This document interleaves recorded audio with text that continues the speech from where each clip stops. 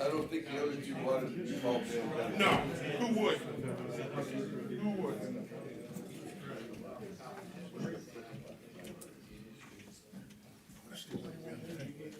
Probably the same one I stole. I was gonna say, just keep it down there. Yeah, I keep meaning to reload my briefcase. I don't. Sorry. You should tell Pinowski that there's no doing. I told him he could take off. He's still here. Chris is in the, he's in He the, likes this stuff. he's in the local government.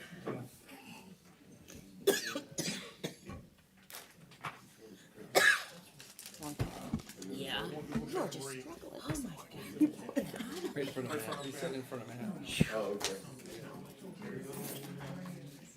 It's hot. It is. I'm glad I didn't wear the sweater. Yeah. What? It's warm in here? Unless we're just having our female issues.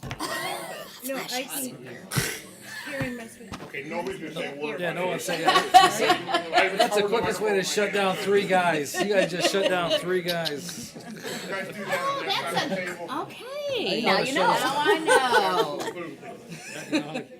I've been married 31 years, I'm not touching that. Is this a good time to say we change the thermostat to save some money? I don't know. Yeah, before we get going, there's papers in the back if you wish to speak in our public comment section. Please put on there like the item number if it's an agenda item. And then plus if you want to speak again at the end of the meeting for public comments, that's fine too. Just has everybody already got their paperwork in that needs to be put in up here? Good, don't want to miss anybody. So it's July 14th. It's 9:30. This is Lorain County Board of Commissioners, Friday.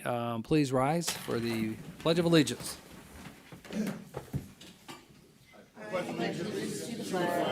Of the United States of America and to the republic for which it stands, one nation, under God, indivisible, with liberty and justice for all.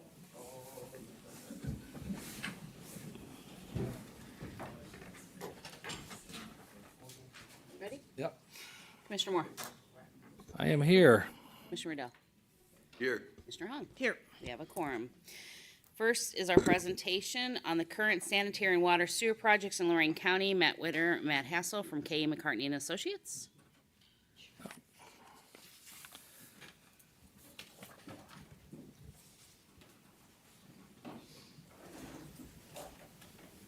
Good morning. Good morning. Good morning. I'm Matt Hassel, accompanied by Matt Witter, and we're with K. McCartney and Associates. And we appreciate the opportunity to update the commissioners and for our partnership over the past 45 years. During that time, KEM has maintained an office in Mansfield, Elyria, and recently has added another location in Lorain on Oberlin Avenue within the city of Lorain as part of the acquisition of Adaptive Engineering Group. So I'm just kind of giving just a real quick rundown, introduce myself. As part of that, I know I have not met all of the commissioners before, and just kind of a real quick history of K. McCartney. So KEM's Lorain County offices, out of our Elyria office, we provide construction management inspection services, and out of our Lorain office, we provide plan development and design services. We have 8 full-time employees throughout our 2 offices in Lorain County and have multiple part-time inspectors who work seasonally. My role at KEM is Director of Engineering Services, and I'm based out of our Lorain office. My 17 years of experience include public and private sector work, and I'm a lifelong Lorain County resident and currently reside within the city of Vermilion, Lorain County side. At this time, I'm going to turn the presentation over to Matt Witter, who's our Director of Wastewater Utility Services, and I thank you for providing me with the opportunity to introduce KEM and myself. Good morning. So yeah, I'll kind of walk through some of the projects that are going on with the sanitary department. Like I say, we're with KEM. We work directly with the Lorain County Sanitary Engineering Department. They deal with lots of different things, and when there's certain projects that require, sort of an expertise on the background of the sanitary side, they bring us in. So we work collaboratively with them. So just kind of walking through the projects here. We've got the Eaton Homes lateral lining. That's a project at Eaton Homes out in Eaton Township. Every time it rains, there's some of the stormwater gets into the sanitary sewer, which can cause issues at the treatment plant with the sewers. So going through and kind of you rehab the laterals out there, so you put a liner in there, so that way when it rains, the stormwater can't get in. So the department's been working kind of just slowly over time, so it's not too much of a financial burden, but lining those laterals and trying to make it so that way the plant operates better during wet weather. The second item I have is the county GIS mapping. So a few years back, you always have these issues whenever a development occurs or whenever there's issues with the sewers. You always have to go and find the old paper maps and try your best to find out what's built out there, what's going on. So a lot of communities have started building GIS maps, taking all that information and putting it onto a map where you can click, you can pull up old plans, you can pull up tap records, you know where the sewers are, you can visually see where the sewers are. And it just helps make things, when developers come to you, when residents call with issues, makes it a lot faster and easier to be able to respond to those things. So over the past few years, we've been slowly developing that GIS. We've got the stormwater, water, and sanitary sewer systems all being included in that GIS mapping. So Forest View, that's out off of Boone Road. Sanitary sewers, in the past couple of years, sanitary sewers have been brought out there in Columbia Township to serve some of the new developments going in. Forest View is one of the roads that comes off of Boone Road, and we're taking a look at that. We submitted for some grant funding with Regional Sewer District. Submitted that about a month ago. That's one of those where you try to get the grant money to make that happen, because you need grant money in order to be able to make that affordable for the folks out there. So that was submitted. We should find out in the next month or two whether we receive that funding or not. Dunton Rolling Heights sewers, that's a sewer that was designed probably 10, 15 years ago. It never went into construction just because of some of the costs associated with it. So just kind of looking for different funding options. It's still an area that needs sewers at some point. It's in the Sheffield Township area.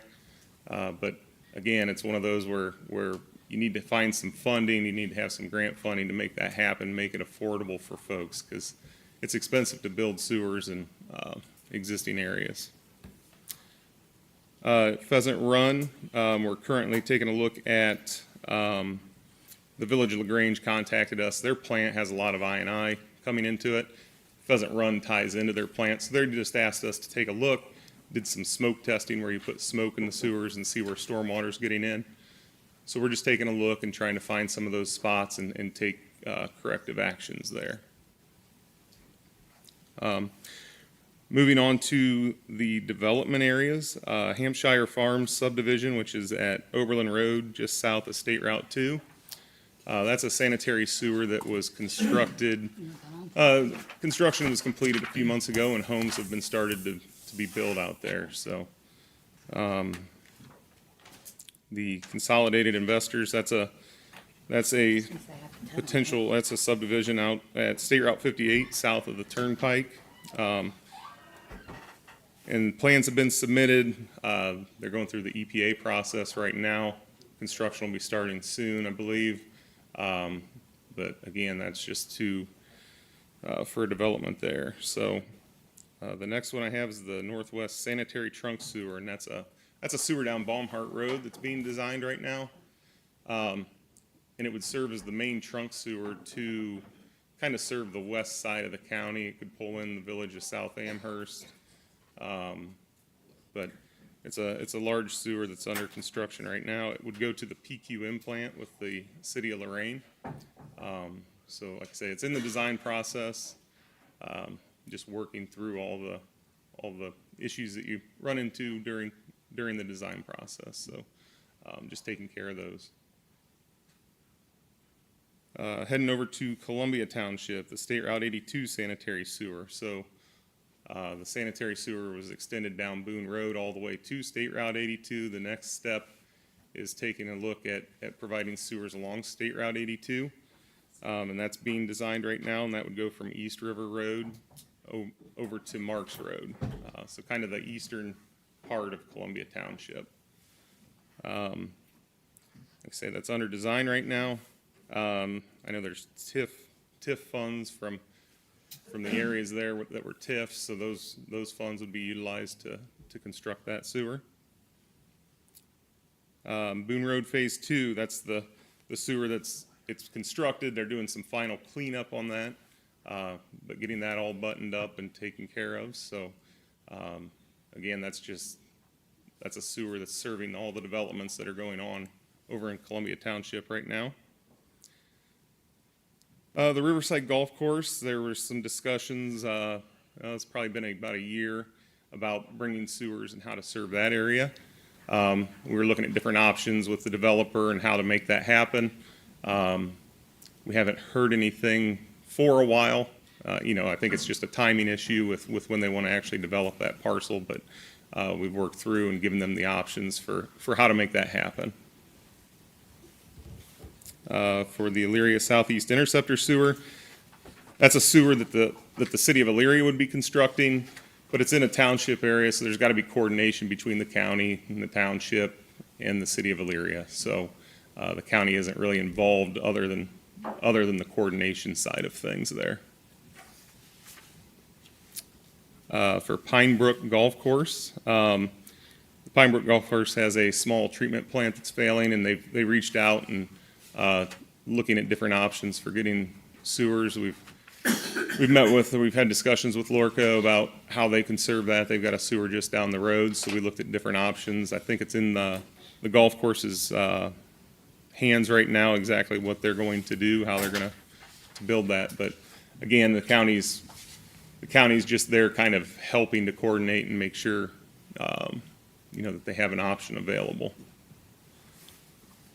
In Elyria Township, the Middle Ridge Road Sewer, that was constructed over the past year. Everything's pretty much finalized on that. Again, a little bit of cleanup here and there, but the pump station and force main to get things underneath State Route 2 to the north side, that kind of opens that area up there. Moving on to the wastewater treatment plants that the county owns and operates. They have 4 treatment plants within the county that's owned and operated by the Sanitary Department.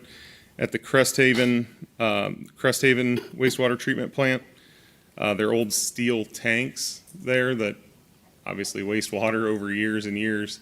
It's not the easiest thing on metal tanks. So versus building new tanks and having the extreme cost of putting in a new wastewater treatment plant, there are rehab processes that are significantly cheaper than building a new plant.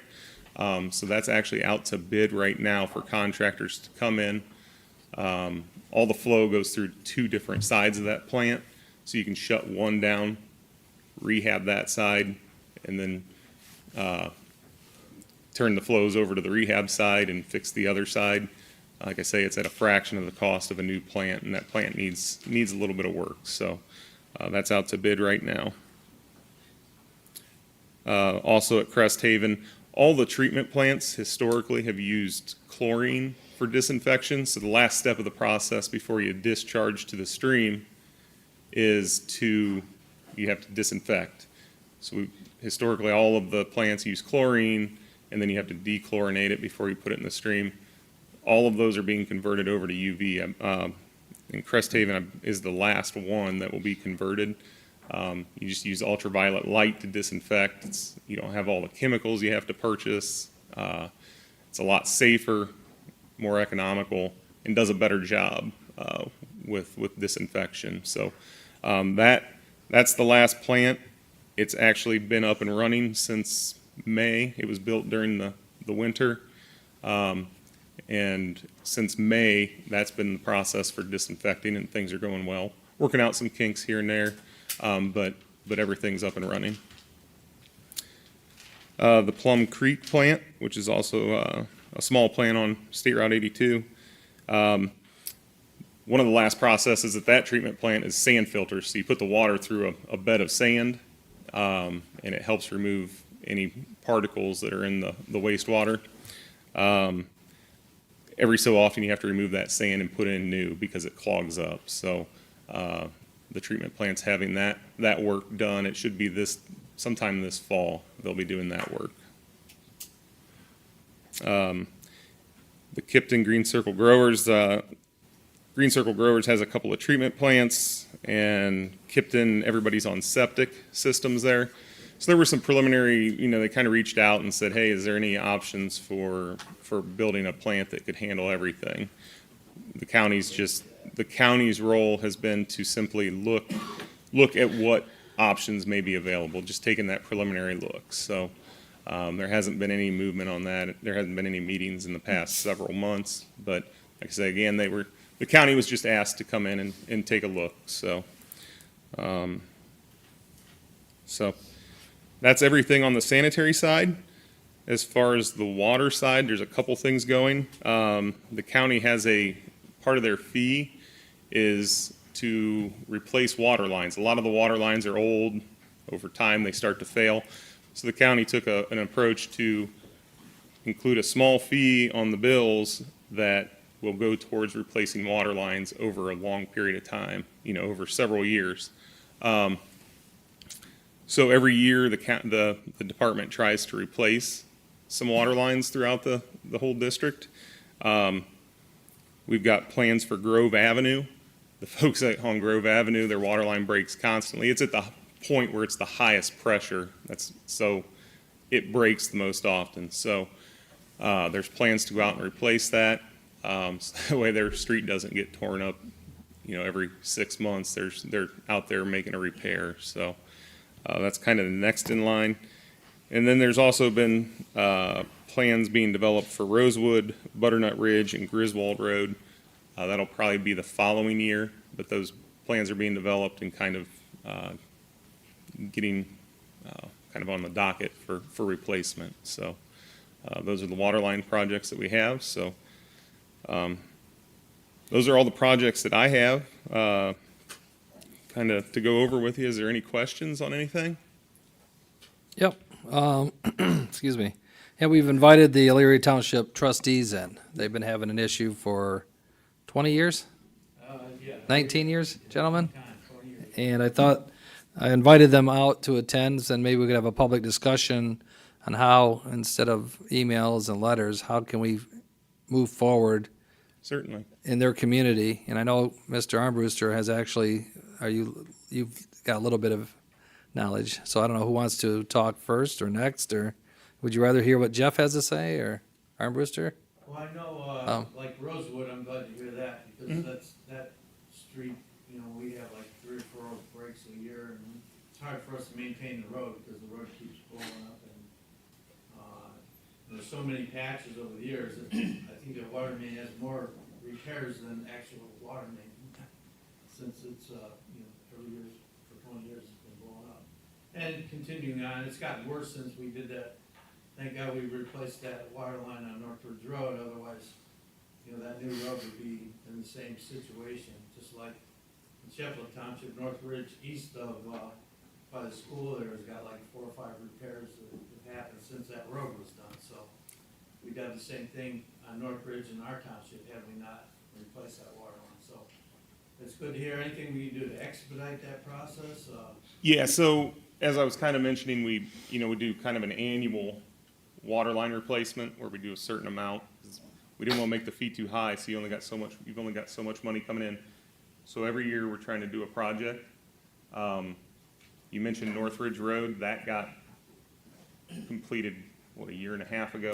That was put in place to be done because the road was getting completely reconstructed. The last thing you want to do, and that water line broke on a regular basis as well. Last thing you want to do is completely redo the road, and then every 3 to 6 months you're digging up and replacing it. So that one kind of got put ahead of everything else. And the same with Broadway. Broadway is getting reconstructed.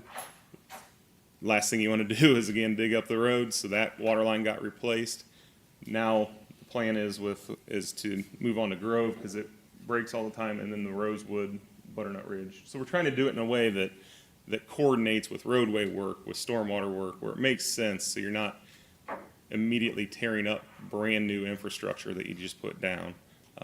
You don't want to tear up brand new road to replace an old water line. So Well, the reason I was bringing it up quite a bit lately was with the ARP monies that's out there. You know, I thought that was a perfect use for ARP money. It was supposed to be used for, you know, water infrastructure and sewer Correct. infrastructure. And I was hoping the county would possibly expedite the process with some of the ARP funds to maybe move some of those projects like Grove, Rosewood, Butternut, maybe forward Todd instead here. of waiting 2 years out. Can we give him I one? think No. we got till 26 to use up the rest of that money. We can hear him. I think that's perfect use for it, to upgrade No, he can't county hear it owned all, that's why I said. versus, I mean, it's great to help developers, but still there's infrastructure and that one-time chance to use some of that money to maybe replace some of that. That's all. Okay, I'll have, if you guys, we're gonna have to get a microphone and hand it back to him if you guys don't mind. Cause Victor came out and says, can't hear what he's saying. Anyway. Yeah, we do, I think we do, I think that's what the ARPA funds were supposed to be used for, was for infrastructure. And that's why I asked if you guys could come in. We'll have Mr. Armbruster, do you have anything to add to?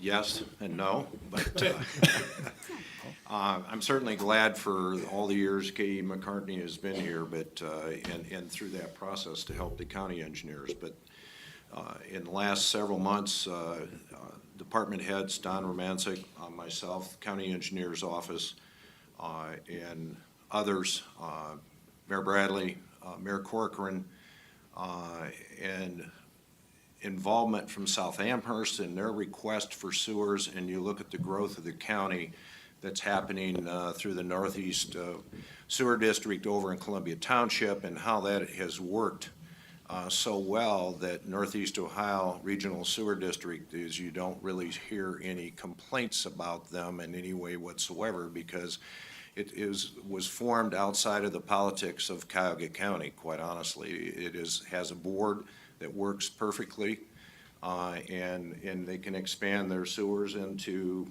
Elyria Township because that's within their facilities planning area. And they don't want to jump over anybody or any political subdivision, but they certainly can provide the services necessary for the growth of Cuyahoga County. Honestly, what Lorain County misses is that synergy or that type of operation. So a long time ago, and I'm going to go back in history, back 2010, 2011, and 12, the city of Lorain put together a group of all the county officials, in which I was part of, being the Safety Service Director of the city of North Ridgeville, to look into sewering the entire area, and not necessarily Lorain. Went to Sherrod Brown, to the senator's office, and at that time Senator Voinovich, and got several $100,000 to fund this entire study of Lorain County. That was completed after actually almost 2 years worth of meetings with all the political officials. Was completed in 2012. Unfortunately, it was shelved, as other things in Lorain County go, and because of politics. That has been resurrected again. There's a lot of synergy from Lorain with regards to moving their Black River plant. There's conversations with Mayor Corcoran with becoming a regional plant, with Mayor Bradley of PQM resurrecting that, working with K.E. McCartney, all the things that they're dealing with, the county engineers, Lorco. There's a lot of, the snowball is gathering. It's not getting smaller, it's getting larger as we roll it down the hill. So effective, the EPA is involved in this now from the standpoint of trying to get their input to help us put together, if we can, politically, set up a 6119 board, which is an independent board that actually does not run the sewer lines in a facilities planning area. Each community would still have, and if you have the map up here, Erica, if you could put the map up, It's up. each community would be, would have their same FPA, the facilities planning area, but that waste would go to a regional plant, which would be run by the Independent Board of Politics. And that board would be like NOACA, or not NOACA, Northeast Ohio Regional Sewer District, or what's happening in Summit County and some of the other counties across the whole state of Ohio, where we need to control the growth, we need to provide the proper utilities out there. And what's the most expensive? It's easy to put in a water line, well, maybe it isn't, but it's awful hard to put a sewer line in, especially when you're talking about pump stations, you're talking about gravity feed, we're talking about all the things that are out there that are necessary. The county can be a catalyst. I don't want to make it political in any way whatsoever, but if we come together as a group, we can take advantage of where we are on Lake Erie. We got billions and billions of gallons of water, and what happened down in Columbus with the manufacturing that is happening down there is the Columbus area has allowed the sewer districts to grow, and there's a 6119, is it Micron that's building the chip plant? I believe it is. Is it? Who's? Intel. Intel, that plant was, that sewer area out there, I believe, is a 6119 at this point. So what we're doing is we're gonna have a meeting, take it out of politics, we're gonna have it at Lorain Community College. KEM is gonna be there, AECOM, which is a huge worldwide organization, engineering organization, and some other people, and get the political players there, introduce this to everyone. We're introducing it now. I didn't know we were gonna have the KEM here, but we'd keep the snowball rolling down the hill to see if we can't come together as a county, use the 320,000 people that are here, and spend the money wisely as we grow this county. And instead of having 14 or 15 different wastewater treatment plants going into Lake Erie and screwing it up, you have 2 or 3 or 4 or 5 of them that actually discharge there at a much cleaner rate, and to keep our Lake Erie clean, and then taking that asset and using it down here. So that's kind of where we are on the 6119. August 16th, we're going to be out to political officials and to the city of Lorain and North Ridgeville, as well as the engineering firms that I mentioned, and the county, and see if we can't keep this rolling. We have already engaged the Community Foundation and the Nord Foundation to this process to see if we can't possibly get some help and funding to bring the county together, to grow, to allow our sewer to grow, and to take care of Elyria Township and the things that we've got out there in a meaningful way that we know we've got the problems. Okay, well, my concern is I was talking to KEM and we're doing some projects and they have a 20-year issue out there, and I think for just a few more dollars, we could correct the issue that they've been waiting for 20 years on. Is that correct, Matt, when we met? Which projects are you? I think it was where was that, on Middle? Rosewood. Is it Rosewood?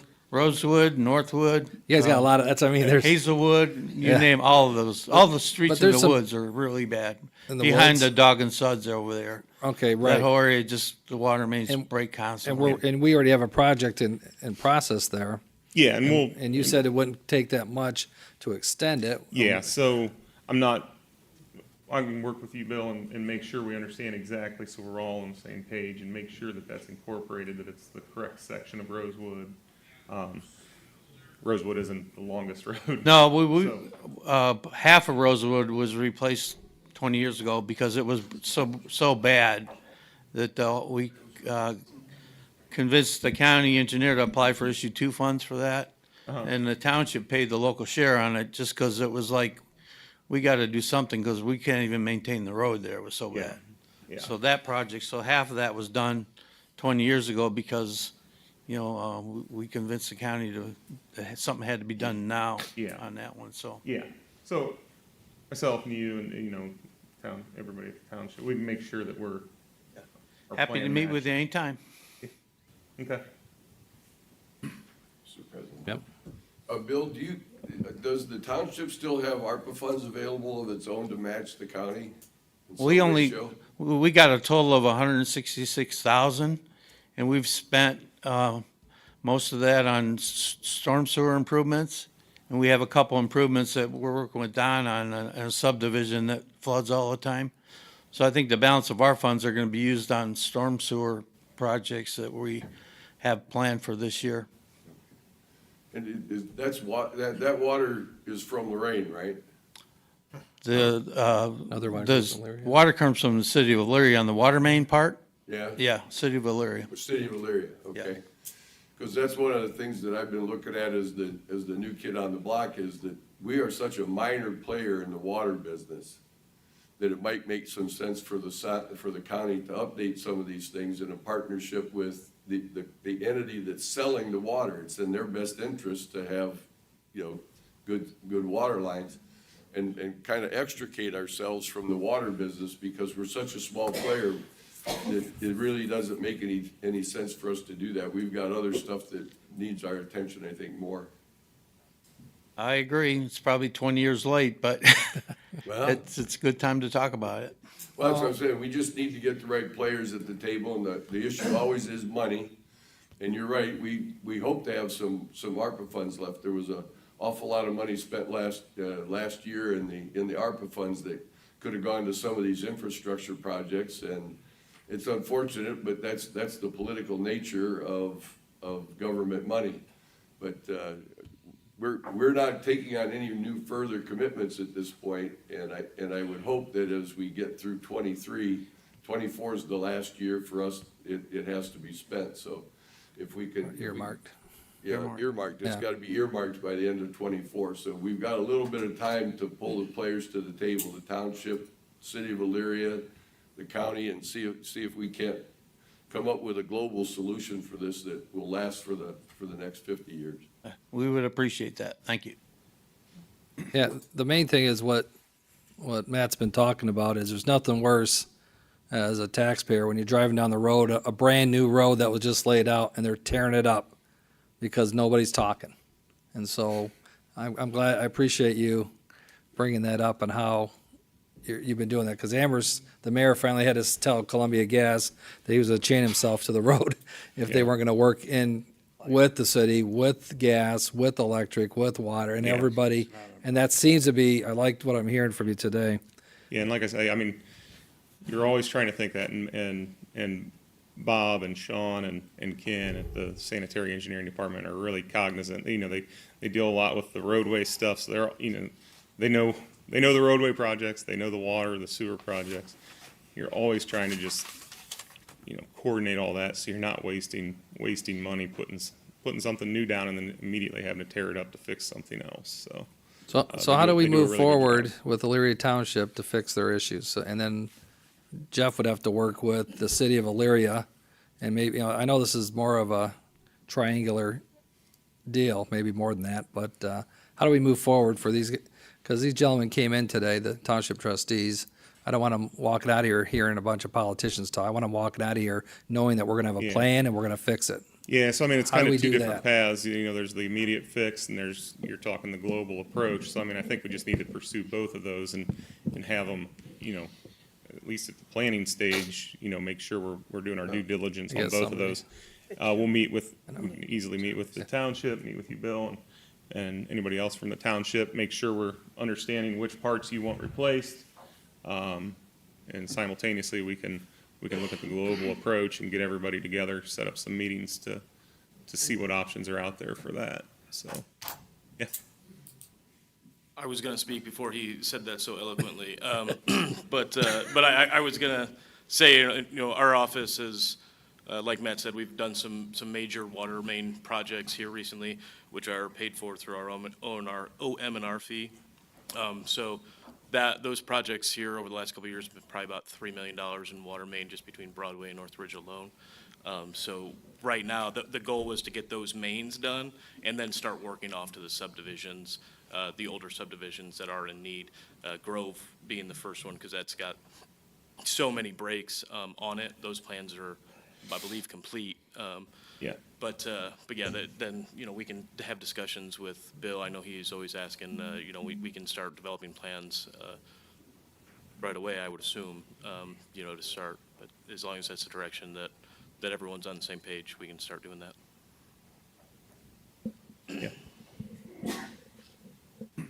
Gentlemen, are you, Can I add something?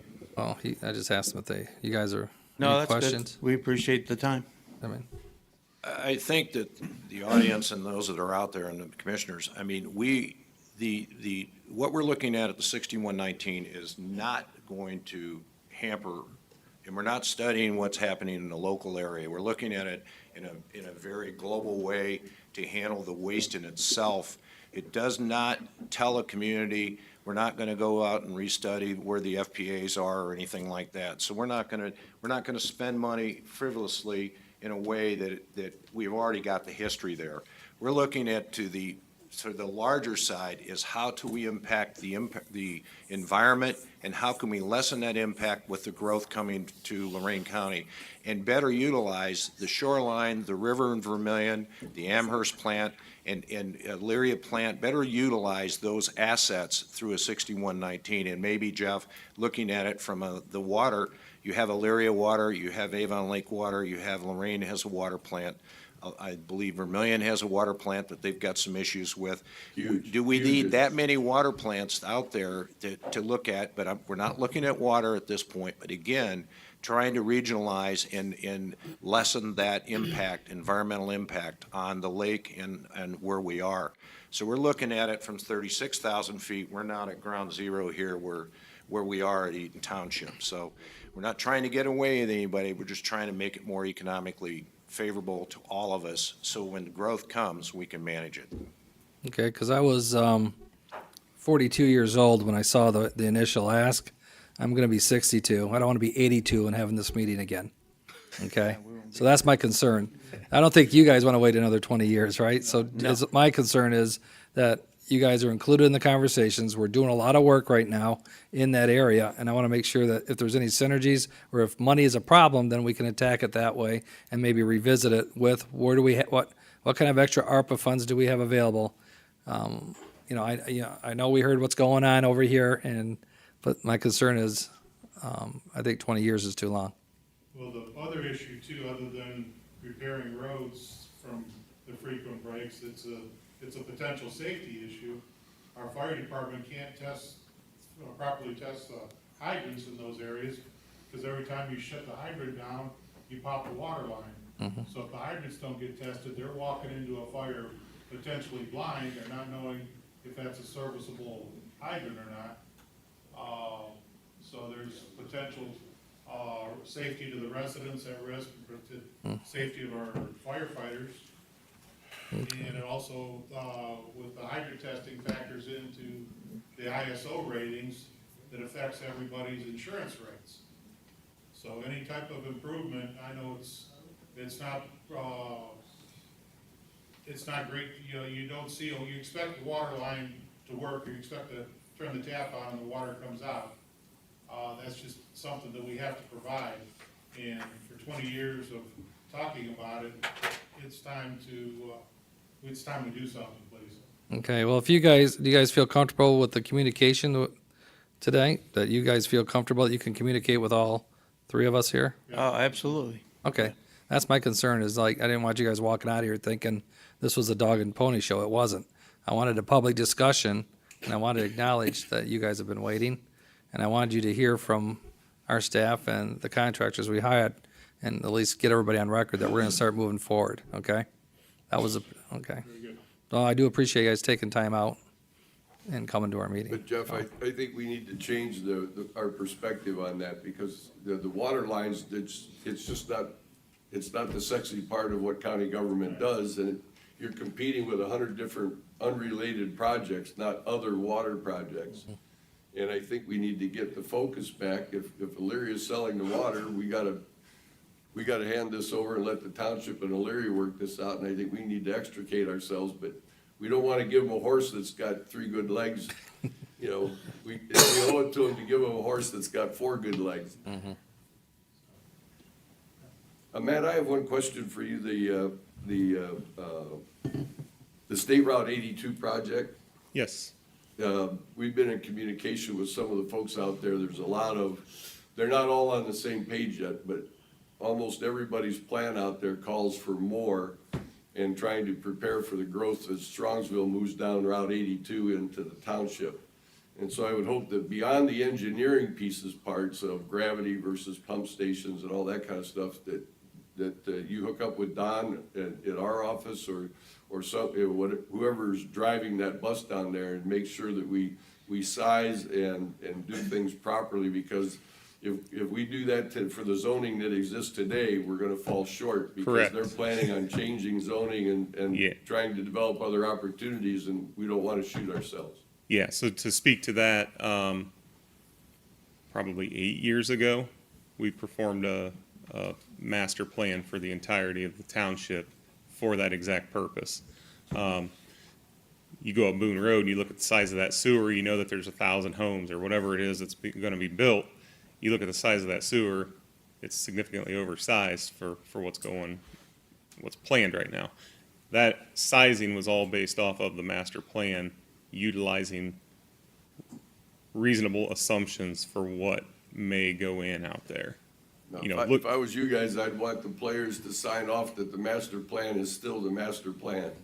8 years, a lot of things can change. well, but it was all developed with that in mind of what, you know, if everything developed, taking into account residential development at typical residential development densities. So that whole master plan was developed to handle that. So, Yeah, and it was updated, and 8 years ago it was started. I think about 3-4 years ago it was updated as well. Okay. So, okay.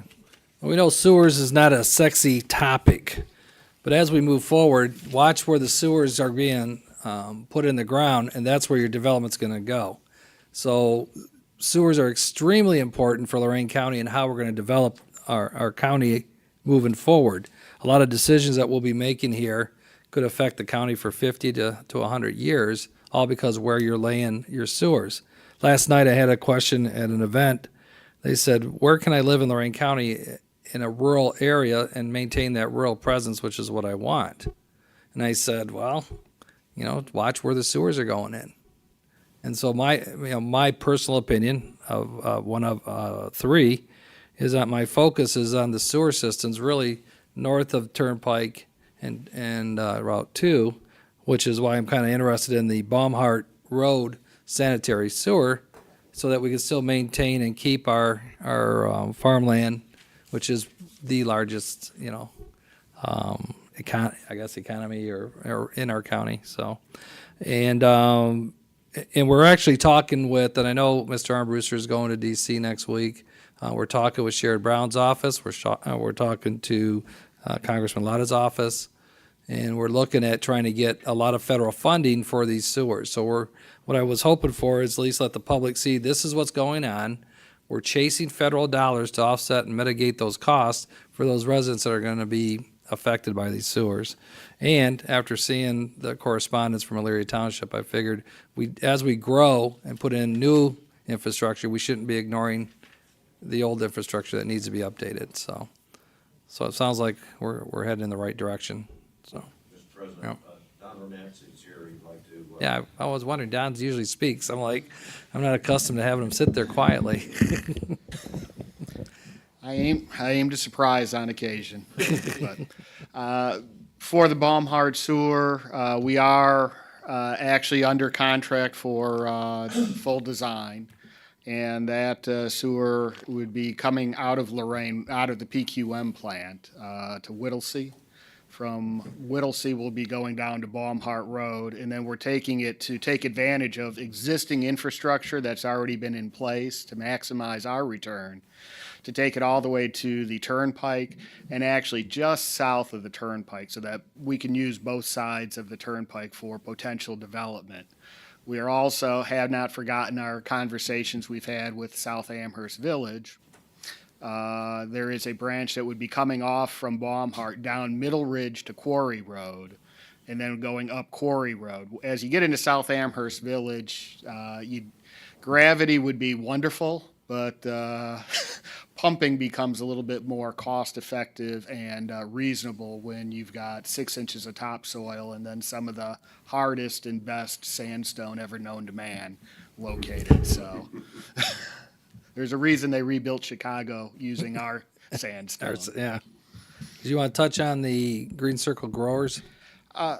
Yes, we have been a back and forth. Where it stands now, is just so the board is aware, is that Green Circle Growers had forwarded, we had a very simple MOU drawn up, just kind of explaining what everyone's role would be in following through on trying to develop a plan and being able to take a plan to go for funding. And that had been given to their attorneys. I had a conversation with their attorney last week to give him some information so he actually knew what he was looking at, because it's a little different than growing orchids. And we're going to be following up next week with hopefully a last conversation to get that MOU finalized. And all that MOU is something that says that Green Circle Growers would agree to cooperate, and if things work well, to provide some land for the location of wastewater treatment plant, or depending upon how things go with 6119 and the build out of sewers, maybe it's a collection point and a pump station to a different wastewater treatment plant. I mean, we're so early in the planning stages, we don't know what the final would look like.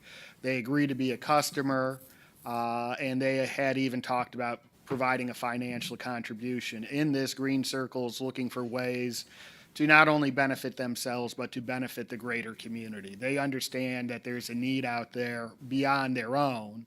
And to be quite frank, they don't really want to be operating sewer systems or wastewater treatment plants, but right now that is the best way for them to continue to do business where we're at. In the end, this is an economic development project like any other project to help retain existing businesses and jobs and help them to expand. And that's, at the end of the day, that's what these sewers are most about, is to provide us with that long-term growth and provide some control over where and how, and do it safely. Okay. Okay. Mr. County Administrator? As you can see, our team that is working on this. This is not just me and you guys.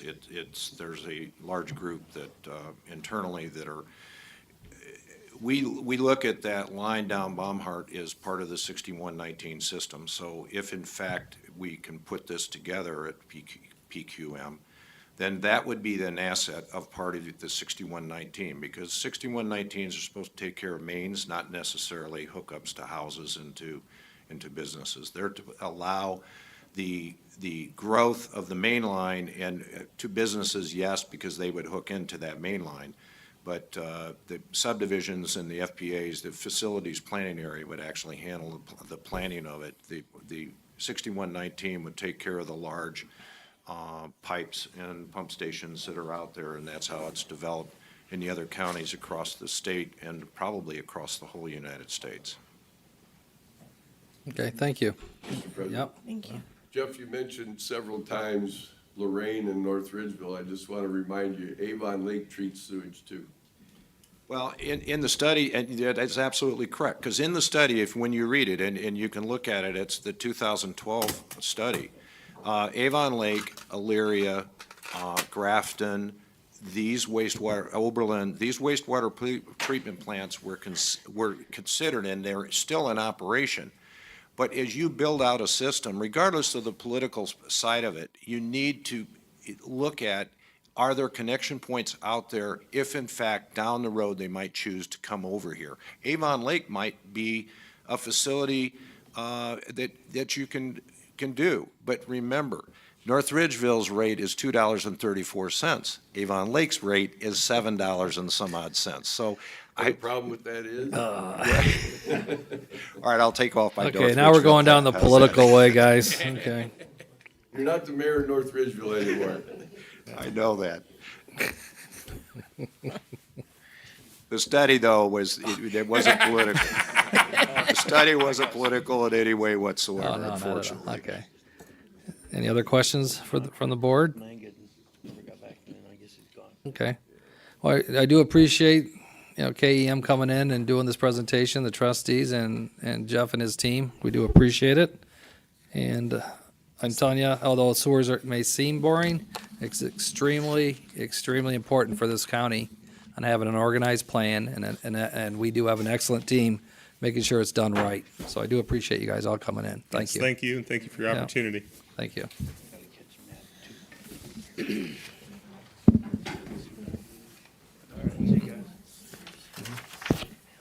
Oh, yeah, that's one I was gonna ask you. Yeah. if we Right can now, before the okay. speaker starts. Okay. Okay. Okay, speaking of sewers, we're gonna take a bathroom break. So, Victor, can you hit pause?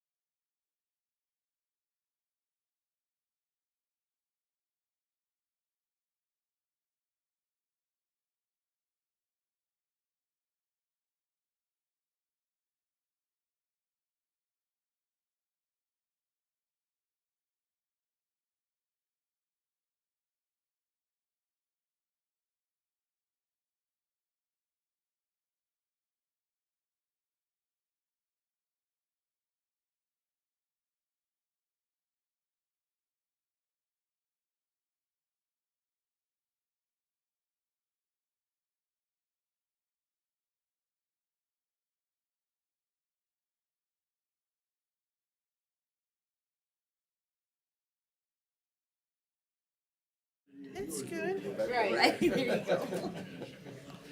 Okay. No, I think it was best that the cameras weren't running when that joke came out. So. Okay, and we're back. Okay, Madam Clerk, can we start out with investments? Sure can. Number one, investments. There's Mr. Dreek. These are today's investments. I move to approve. Second? Discussion. Commissioner Moore. Aye. Commissioner Rendell. Aye. Commissioner Hung. Yes. Number two, appropriations. These are today's appropriations. Move to approve. Second? Discussion. Commissioner Moore. Aye. Commissioner Hung. Yes. Commissioner Rendell. Aye. Number three, transfers. These are today's transfers. Move to approve. Second? Discussion. Commissioner Moore. Aye. Commissioner Hung. Yes. Commissioner Rendell. Aye. Number four, advances, repayments. There were none. Number five, requisitions. We have 3 pages. This is page 1 of 3. Any questions? If not, move to page 2 of 3, please. And there's no questions. We'll move to page 4, or page 3 of 3, sorry. And I move to approve pages 1, 2, and 3 of the requisitions. Second? Discussion. Commissioner Moore. Aye. Commissioner Rendell. Aye. Commissioner Hung. Yes. Number six, travel.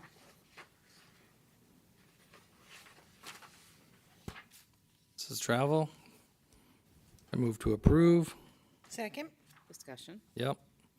Mr. Armbruster, you can do your best for us in Washington, D.C.? I'll look at, no, you just like, I know you can't say too much what's going on, but good luck. Okay, good luck.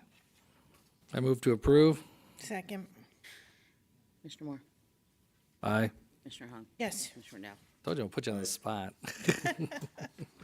Number seven, bills. We have 2 pages. And page 1 of the bills. Page 2, please.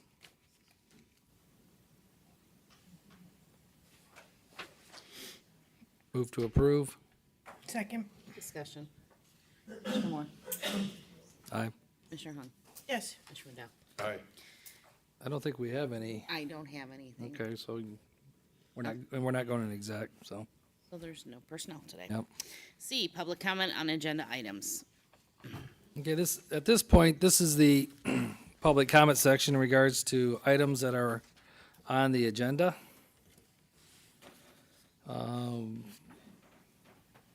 Chuck Brookie, you want to come on up? I got you on top here. I got you on here twice. Item number 10 and public comment. Okay.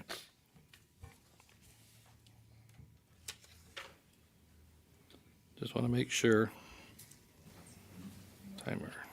Chuck Brookie, Labor's Union, Local 758 here in Lorain County. I'd just like to talk about our agenda item number 10. I have some more questions. Got a few answered Tuesday.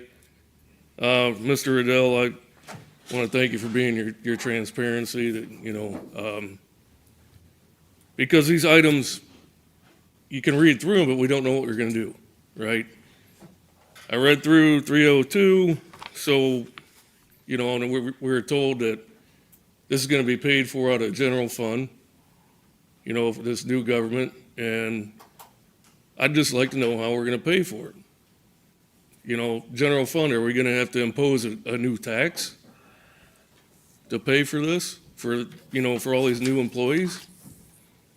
That's all. I just want to make an informed choice when I go to vote on this.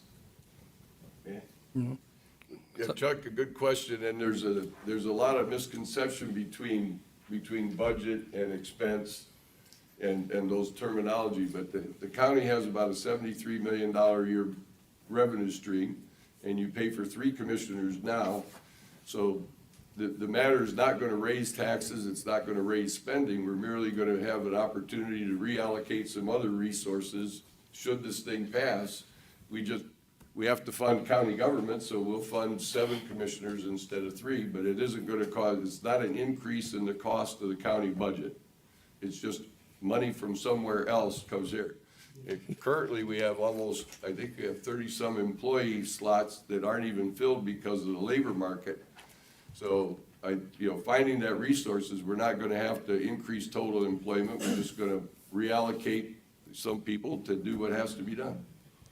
Okay, well, I see more than 7 being hired, because we're looking at County Department of Finance, Department of Law, Department of Personnel, Department of Detention and Correction, Department of Water and Sewers. I see more than paying for 7 here. Yep. I mean, Yeah. What that is basically that will be up to the well, that's why 7 I'm asking the districts. question. Excuse me. That's why I don't know. I'm Hey. just a resident. That's why I'm asking the Hey, question. let's just keep the discussion to me, or keep Okay. the discussion to the board, please. Yeah. So if the new board wished, if they wish to, they could actually, that's in the statute, that they could create those positions. And that is actually in the statute. Doesn't mean they're going to, doesn't say they have to. Okay. Okay, it's one of those things, when you come in, you're gonna take a look at the current staffing to see the great job they're doing, and I think you're gonna be fine. Again, that will be up to 7 to make that decision, whether or not they wanna hire, what'd you say, what was a couple of them you said? Oh, you Like have a- water like a- and sewer. And, Yeah, if you wanted to hire somebody, but we already have a system that seems to be And working. some of those can No. be merely title changes and job duty changes, doesn't mean you're gonna add people all the time. I think that what that statute applies to is a reorganization of the departments. Okay, that's just some questions I wanted to be clarified Good for, question. when we go to vote, I like your little analogy sometimes, Jeff, when you say you put things in our terms. And this is like a term for me, it's like going to buy something and don't know the price tag. So, and then when you do get the price tag and you can't afford it, today you just go and get a GoFundMe account. So. Do you have one? And we, the taxpayers, are a GoFundMe account here in this case, so, and the last thing I want is another tax, Well, Chuck, you're not gonna have to go fund it. All right, well, I just like, I don't know. that's how I put it in our terms, so. No, good questions, All right. Chuck, and thank you for the opportunity to clear that up. All right, thank you. I just want to make a good choice when I go to vote. Nope, that's great, and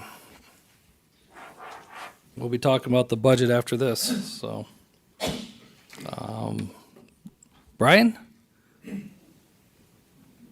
I could say, I knew you were gonna be gone on Tuesday, and we postponed the vote for you.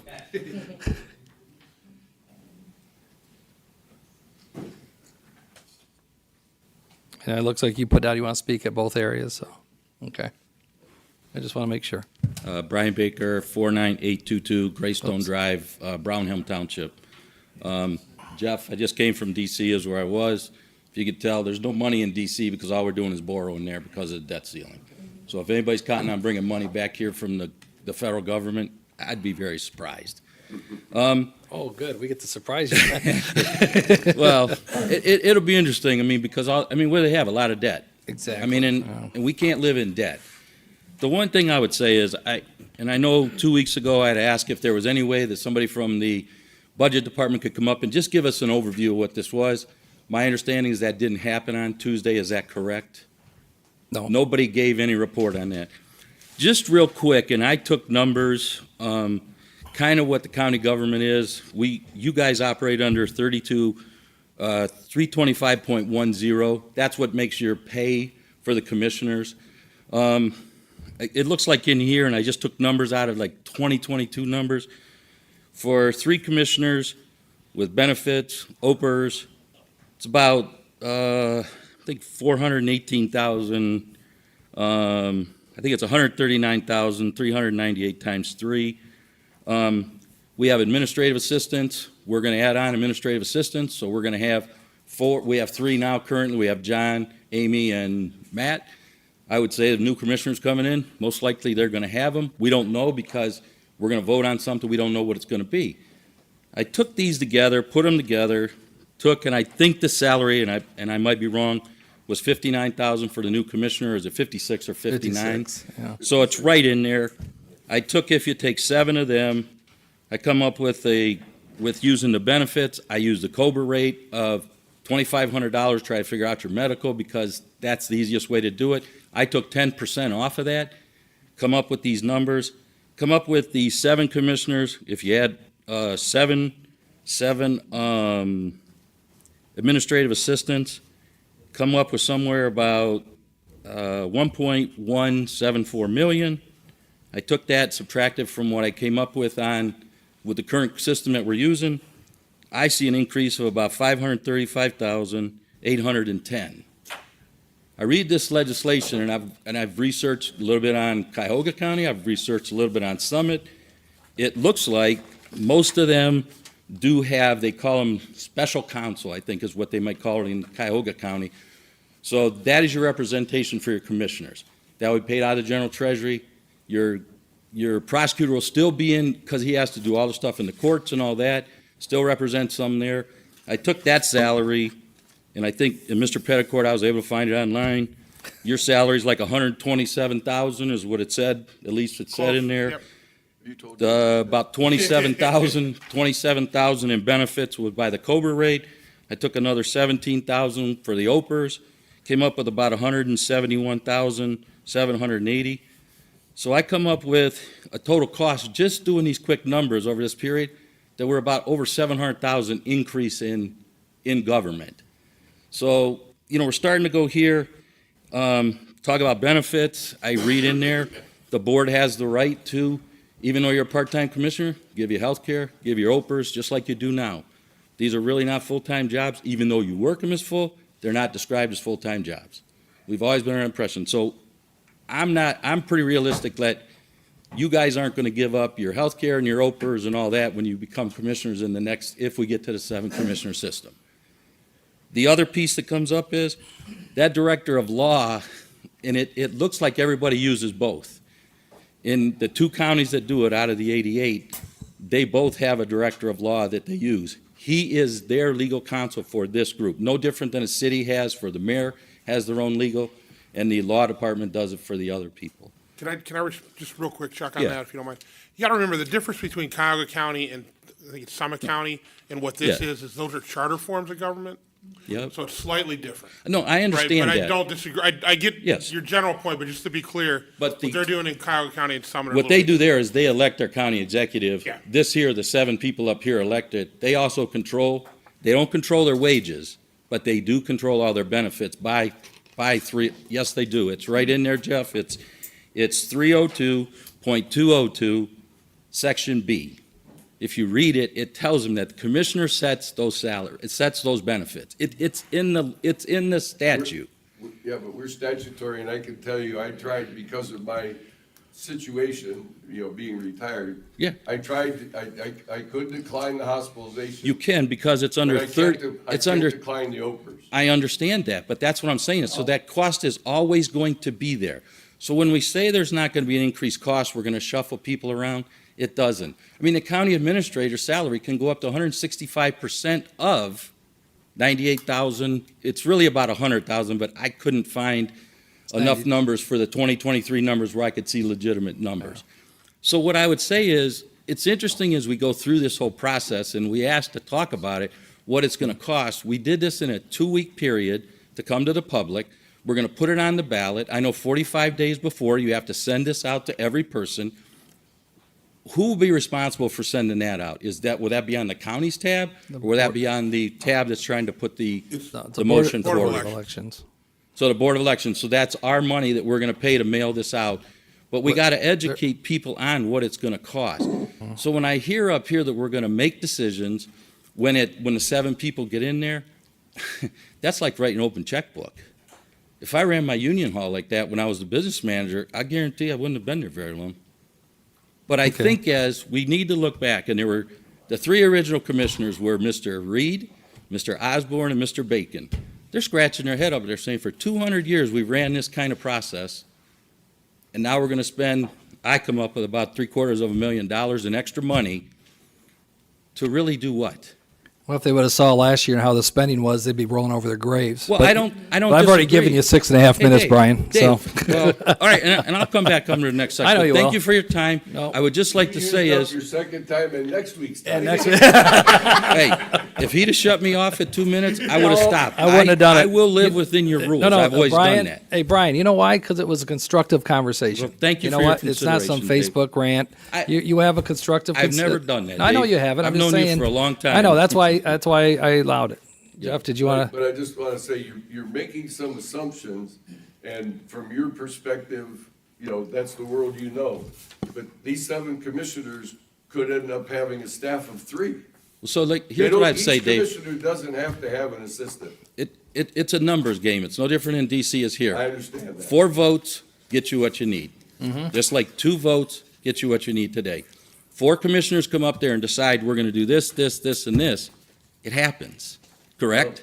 As your commissioner now, I will tell you, you know, I think you need to resist the opportunity to come to conclusions based on things, as a lawyer would say, not yet in evidence. I understand that, but the But statute. we've got 70, like I told Chuck, we've got $73 million, whether it's 3 Yeah. commissioners or 7, they're gonna determine how it's spent. Don't disagree. Nobody's gonna raise your sales tax to pay for the commissioner. I never said anything about a tax Well, raise. you said it's I gonna didn't. cost more money, but it's a reallocation of money, and it's gonna double the representation of people in the county. Well, I guess you see it that way, but That's as my I've seen people, when you get those 4 votes, you can change a whole lot of it. So I would just say, thank All you for need your is time one. and thanks. Oh, Dave. thanks, Brian. Thanks for coming in as always. Mike Baklovich. Sorry, Mike. I was looking for your hat. Told Victor to move the microphone up, but he says can't You're too tall. point towards the ceiling. But it's nice to be here. Good morning again. And I want to thank you all for all that you do for Lorain County. You put your self-interest aside and you're doing what you feel best for the county. I hear all the other comments at times. Sometimes they call you a dictator. You're big government dictators and things like this. And here you are about to put a proposal that was well presented to the vote of the people. And it should be to the vote of the people. You're going to put out the campaign. People could campaign whatever they want afterwards. That's fine. And I also noticed recently that for some reason the newspaper looks up to see who's speaking up here, who we contributed to. Well, full disclosure to the Chronicle Telegram, I contributed to all of you, mostly to Michelle with her fundraiser at the on Bender Road. So I appreciate everything you do, and I like supporting you. And I think that I commend you for putting this proposal, at least having a vote of it, for the 7 districts, whichever way it goes to the voters, at least put it out to the voters, okay? And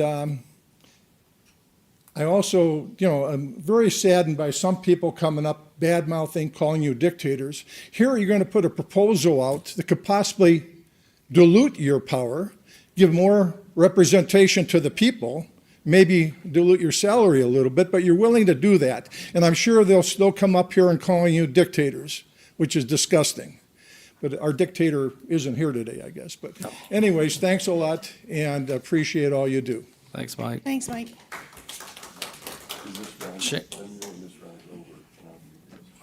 Sharon Gliver? Did you want to come up? Givner. Oh, it says Givler. Oh, I'm sorry. Givler. Sorry, Sharon.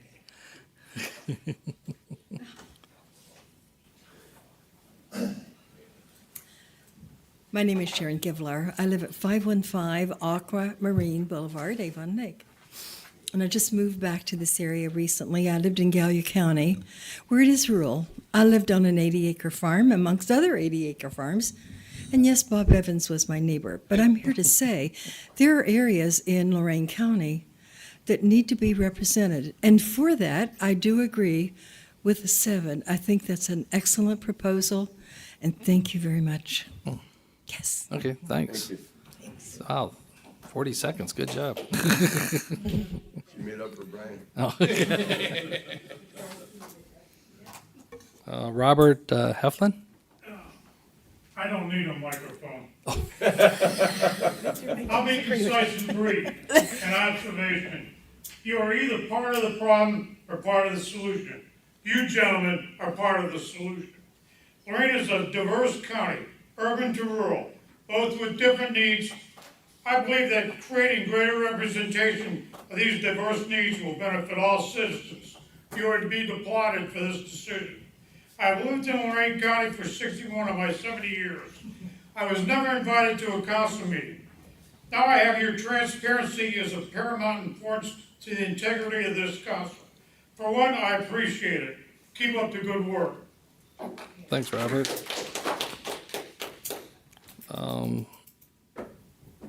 Was it Lorain Hall? Did I say it right? Oh, Lawrence. Okay, I didn't see the C. Sorry, sir. Let me do that again. Can't read because I'm No, bad. it's Lawrence Hall, please. There we go. Yes, Lawrence Hall, 6241 Murray Ridge Road, Elyria Township. I'm not here to call anyone a dictator, but I do think the district plan is a terrible idea that will disenfranchise voters. The creators of it are unelected and unappointed and completely unaccountable. Why did they get the power to shape our future? We did not ask for this. Why did they get to draw districts without our input? They, as we just heard, they have given money to all of your campaigns and have long relationships with at least one of you. Letting people who gave you money create a whole new system of government creates at least the perception of a conflict of interest. And the districts they created just happen to favor one party 5-2. They claim the point is to give people a voice, but the reality is the opposite. 29% of people could control the county. 90,000 people could want one party, 225,000 could want the other, and the 90,000 would gain the majority of the seats. If this happened, we would be a democracy in name only, where elections are determined before the vote even happens. Why do you want to strip power from the voters in that way? If you truly believe a district plan is the way to go, stop ramming this plan so quickly down our throats. Create a nonpartisan independent commission, people who have not previously donated to your campaigns. Let these people draw districts in a public process where they are accountable to the people. Or just give up the idea altogether. Lorain County has been phenomenally successful over the past decades under Republicans and Democrats. One of the only counties to gain population and attract business. If it ain't broke, don't fix it. Thank you. Thanks, Lawrence. Kathleen Byer? You're speaking twice? Yeah. Okay. I just Two put separate everyone on this, well, I topics, yeah. put them over here, so. Thank you for having me here. I want to talk about the 7 districts. I'm really kind of excited about it. Right now, you guys, Lorain County has the population of 312,964 voters, right? So each of you right now represents 104,321 people. Personally, I think that's ridiculous. When we talk about representation, our big cities, if we go off based off where our commissioners live right now, our big cities aren't being represented. And I think the cities need to have somebody that lives within the city, or at least in the city district, to be representing us here in the commissioner's office. I also want to say the map hasn't been drawn yet, nor have you guys decided who, if the county's going to draw it or if you guys are going to have that group draw it, correct? So that just still hasn't been decided. It's going to be based off population, is that right? Nope. No, it's just based off voting? We're voting today on the map and the precincts and everything today. Okay. And whether or Okay. not the public can then decide what they want. Okay, perfect. I just wanted to make that clear. The last two I would like to say is Homer online. I saw they're trying to make this a political, and I really don't think it is political. And I think if people, if they knew that group, I don't know Mr. Hoagland. I do know Mr. Tapp because of a city initiative in Vermillion. I'm working on a tax initiative to for the income tax, and he's a libertarian. So he's nonpartisan, and I don't think equal representation is a political issue. This is a part-time job. It should be at least. And 56,000, if you do the math, it's about the same as what you three are making right now. And like you said, it's going to be like transfer of powers versus, hiring new people. And you guys have a surplus in your budget, I believe. So I think you guys will be absolutely fine. And I will pay more if I have more transparency in government. I'm okay with that. Absolutely fine. A little bit. I mean, we pay more for ridiculousness. If I can have equal representation, absolutely, I'm okay with that. This plan is just, it's fair. And, you know, the online bashing of it and telling stories that this is a Republican move to take control or a Democrat move to take control. The three of you need more people up there, not only to represent us, but I don't think this three commissioner thing has been fair, because we've seen how you guys have politicized this office at times. And we've seen how it's gone against the county, and not for the voters, but for our political gains. And that's currently what's going on if you all watch the Facebook. But I really appreciate you guys for the 7 districts. I am really excited about it, and I'm excited to vote on it. And I think it should be the decision of the people. And that's who it should go to, and I think it's a great plan. We have a huge county, and we are not, we're fixing the problems in Lorain County right now, but previously, we haven't been a well-oiled machine. You know what I mean? We've had some issues, and I think better representation will be better. Okay, thanks. Okay, thank you. I do want to say something in regards to the Chronicle Telegram and the Journal. The Morning Journal on Tuesday morning, the headline discussed that, attend tonight's meeting, which was our meeting, in regards to the possibility of changing county government. I do appreciate that. I think it got at least the public aware that something was going on. I think Heather Chapin did a good job. The coverage we got from the Chronicle Telegram also, when Dave O'Brien actually showed up, I thanked him for coming in. He usually watches us live. So the coverage that they did the next day, I thought was done well, at least online. And what he did is he put my email address in the article, and Jeff's. I don't know if Michelle's was in there or not, but I know I saw mine. So I got some emails. I said, basically, if anyone wants to have any input, please send that to us. So what I'm going to do is read the 3 that we got. Okay, this one's from Brian Millard out of Lorain. I am against the idea of changing the current structure, primarily because it would eliminate at-large representation, which silences the feedback of residents who may not agree with their assigned representative stance on issues. Your own research, as presented in the Chronicle Telegram article, shows all districts to have a clear partisan slant with balance through the county's 7 districts. But what about the 20, 30, 40, 49% in each ward that might go against the grain of their assigned area? They lose their voice forever. Remember that Republicans to live in Democratic areas, vice versa, and not every issue is black and white. Our current 3-member at-large board seems to work just fine and work in a much larger out-of-state county as I used to live in. Any issues are based on the people in office, not the geographical structure, and can be corrected by the voters every 2 to 4 years. I did respond to him personally, but I thought since I received that. I also received an email from Mayor Hans Schneider from Wellington. He'd like to voice his support for proposed 7-district plan. While there are a few things with it that I think need tweaked, I do believe even as it is, that is a step in the right direction. I was encouraged the other night when I attended your meeting to hear that at least 2 of you believe it's a good idea as well. I believe this will lead to better representation for our communities and better government for our county. I think it will lead to more inclusion and more engagement with the county residents. It's never a bad thing to place more voices at the table to generate conversation, debate, and ideas that can move our county forward. I would encourage all of you to support this plan by placing it on the ballot in November. It's long overdue and the right thing to do for our county. And that was from the mayor of Wellington. This next individual that sent me an email, he looks like he might have sent it to all 3 of us. Has a reputation for doing a lot of work and talking a lot, but when he speaks, it's very detailed. Yeah, you know what I'm talking about. So this is from Neil Lynch from South Amherst. Please vote to place the form of county government known as Lorain County 7 Districts Appointive Executive Plan with a board of 7 county commissioners on the November 7th ballot. Placing this issue on the ballot will create a constructive debate among supporters and detractors of the issue, leading to an informed vote by the people of Lorain County.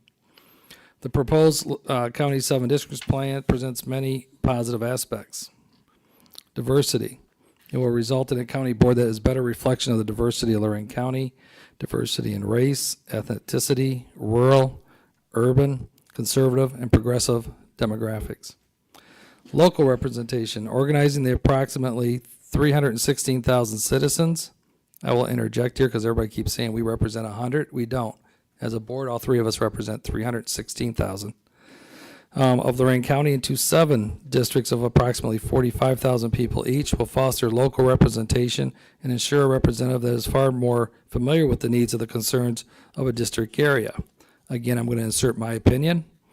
We will be voted or representing 45,000, but we will still, as 7 commissioners, represent 316,000 people. That again was my opinion inserted there. Now, number 3, better and more informed county level decisions. A 7-member board, again, this is Neil Lynch, okay? A 7-member board consisting of talented individuals elected at a district level will provide more diversity during discussion of county level issues. This will result in all county board members gaining a better understanding of the concerns of all the people in Lorain County versus only the area they are more familiar with. This cross-learning among the 7 will result in better, more informed decision-making. Number 4, more candidates and choice for representation. Running a campaign in a county with over 210,000 registered voters is very expensive. I can vouch for that. Many very talented people shy away from running for county office because of that cost. Candidates must either use a significant amount of their personal wealth to run an effective campaign or raise the funds through donations. Running in a district of only 45,000 will cost a candidate considerably less, producing a larger number of talented candidates who are more familiar with the people in their district. More candidates will offer more choice. Number 5, less influence of big money and special interest. They will have less influence over elected officials. First, to lower costs to run an effective campaign in a district versus countywide. It will be less of a cost burden on candidates and eliminate the need to court large money donors. Second, it will be more difficult for big money and special interest groups to influence a 7-member commission versus 3. He closes, he realized that if the citizens of Lorain County support the 7 districts plan on November 7th, you might lose your elected position or reduce your power. This can be scary and concerning to you personally. Despite the reservations you might have for your own interest, I'm requesting that you put the interests of the people of Lorain County above your self-interest. Have faith in the voters of Lorain County. Do the right thing by letting people vote. And that was Neil Lynch, Amherst Township trustee. So the Chronicle Telegram did the story. I appreciate it.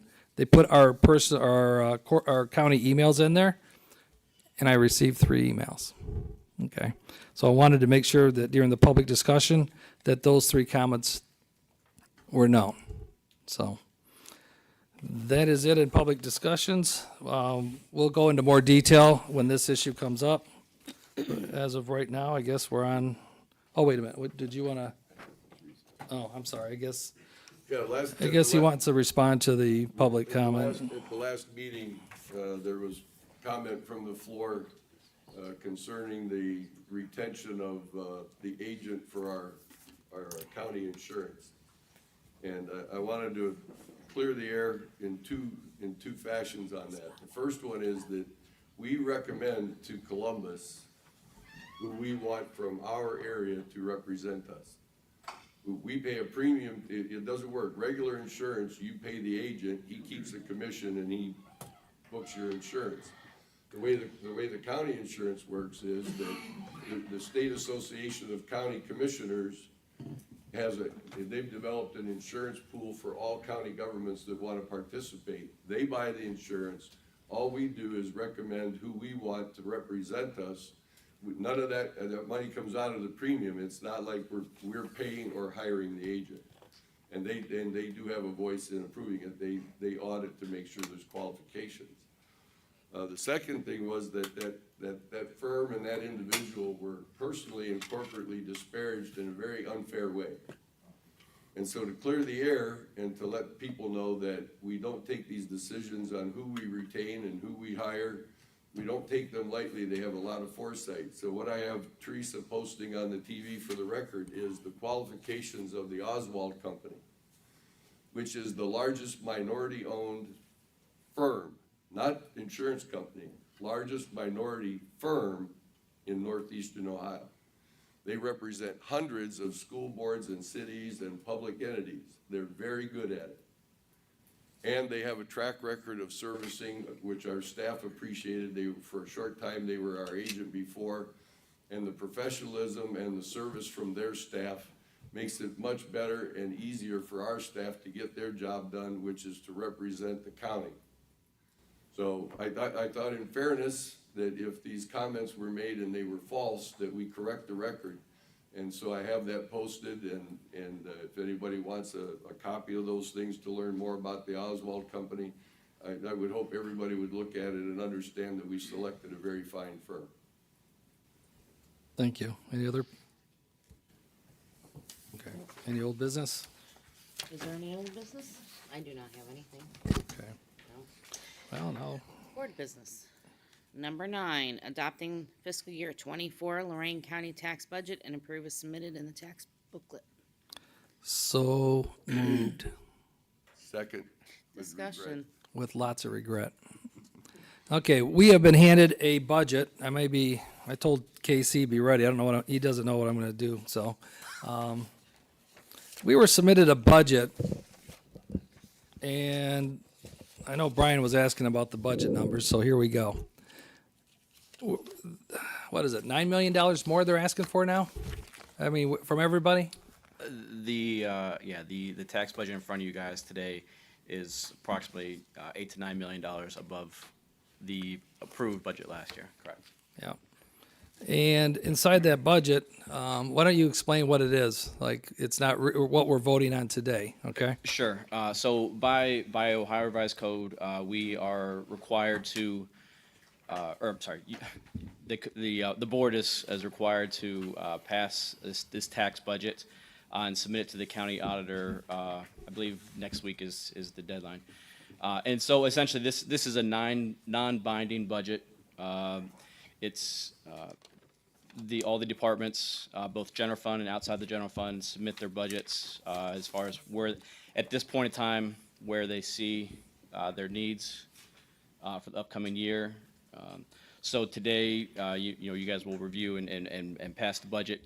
Again, I want to stress this is a non-binding budget at this time. Come this fall and winter is when we'll ask the budget or the departments to submit a revised budget, and that's when we will likely have budget hearings and have the back and forth and hopefully sharpen our pencils a little bit on many of these budgets that were submitted by the departments.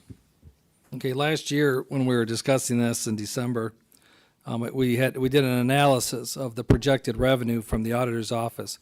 He was consistently 10 to 13% less.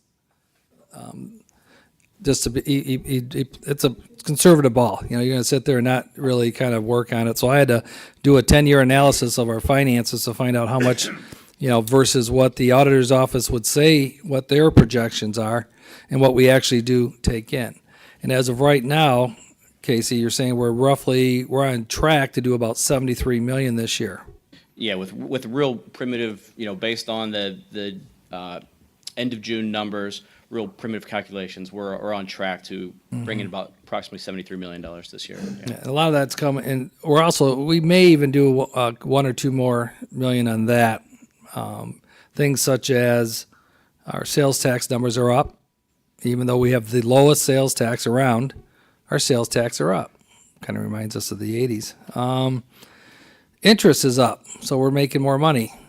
So we got another 1.5 million this year, and another 3 million. It looks like we're projected in sales tax.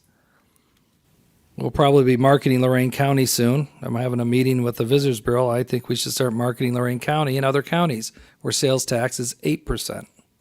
With us at 6.25%, I think this county's doing quite well, but not well enough to go with an $84 million projected budget. I've heard words like, "Oh, this is our wish list." Well, then that sounds like they just threw stuff in. So right now, what I'm looking at, and we're in discussions with, is we're looking at some companies that come in now to start crawling into some of these departments and find out, and some of these elected officials, what's going on.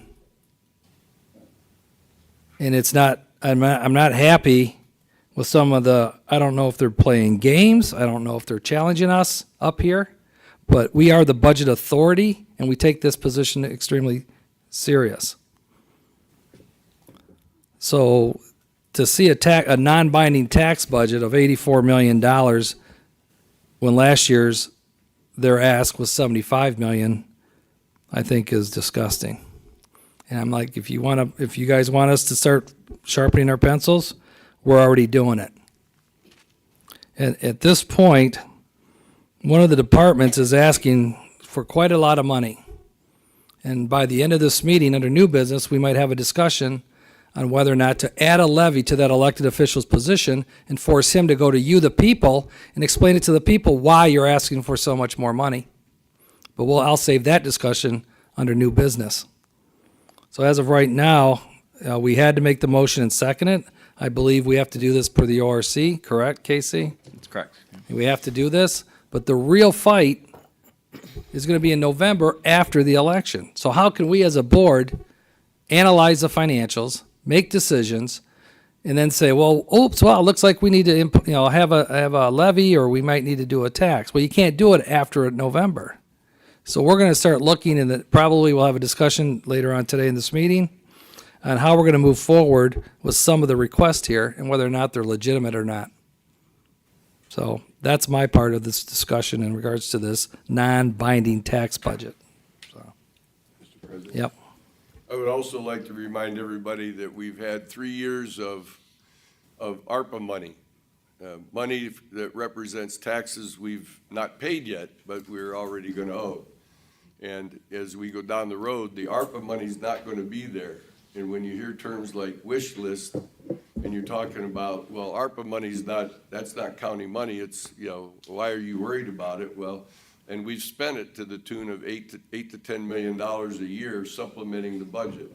As we go forward, we're going to have to go back to life before COVID and life before ARPA. And we've learned some bad habits, and we're gonna have to go back and put things in perspective. And as I was told when I decided to run for this job, our number one job is the fiduciary budget authority for the citizens of Lorain County, and not just the ones that voted for us, all 300,000. And the next 6 months is gonna be pretty tough. I've already advised Casey to bring his Kevlar vest to work because some people are not gonna be happy, but we will be drilling down. And with the experience that we have on the board with 2 previous commissioners have been here for a couple of years, and I have a fresh pair of eyes, I think we have the resources to tackle this, but it's not gonna be an easy project because everybody thinks that their expenses and their purpose and their thing deserves funding, and take it out of somebody else's budget. So, but we will be holding a lot of these discussions in public, and I tend to get the support of the other 2 commissioners as after we have the private meetings with the directors and we give them a chance to make their case and do their thing, before we make the final budget at the end of this year, each one of those department heads will have to come here and take the podium and make their case so that the people understand, what the money's being used for and how it's being handled. Thank you. Commissioner Rob? Well said. Okay.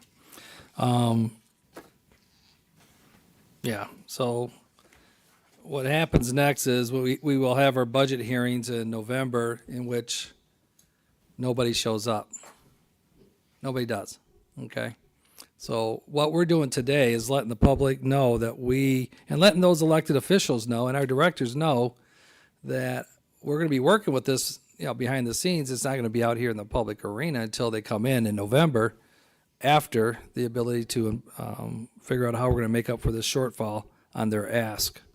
So again, I will save some of my comments for under new business, and we're going to have to talk about whether or not how we're going to move forward and some of this stuff. We have some major issues coming up in regards to our county jail that we have to deal with.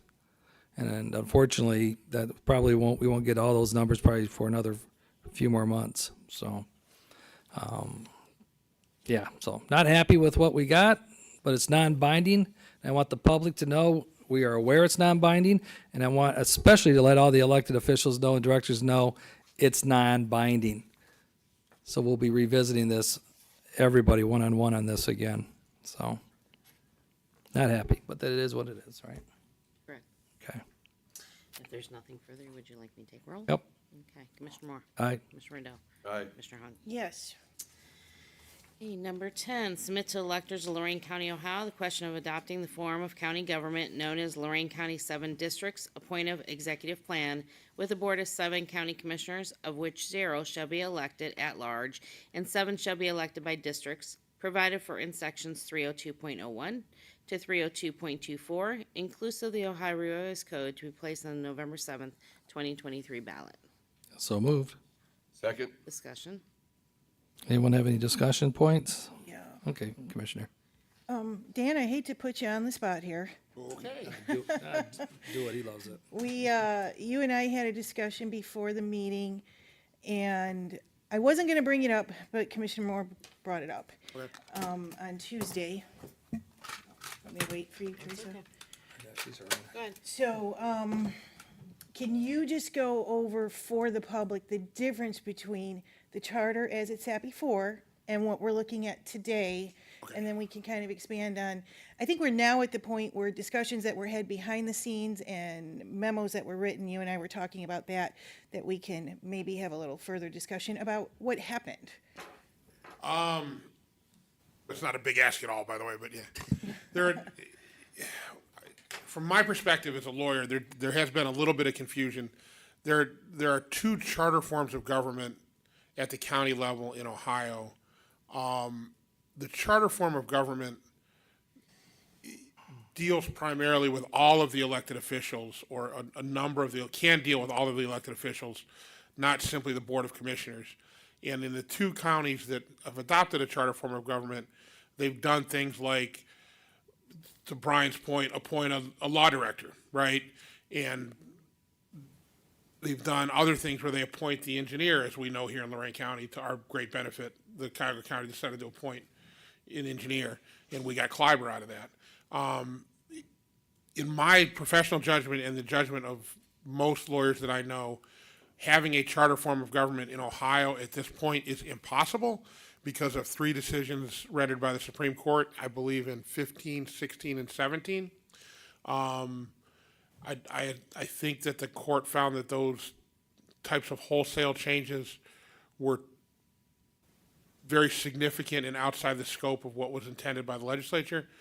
And I think what you're talking about, I don't want to get too deeply into the weeds here with privilege stuff, but 21-ish, outside counsel had done a write-up on that, if I remember correctly. I remember looking at it. I cannot now put my hands on it, but that's a common opinion among most lawyers. What we are looking at now is Section 302 of the Revised Code, and it deals exclusively with this board.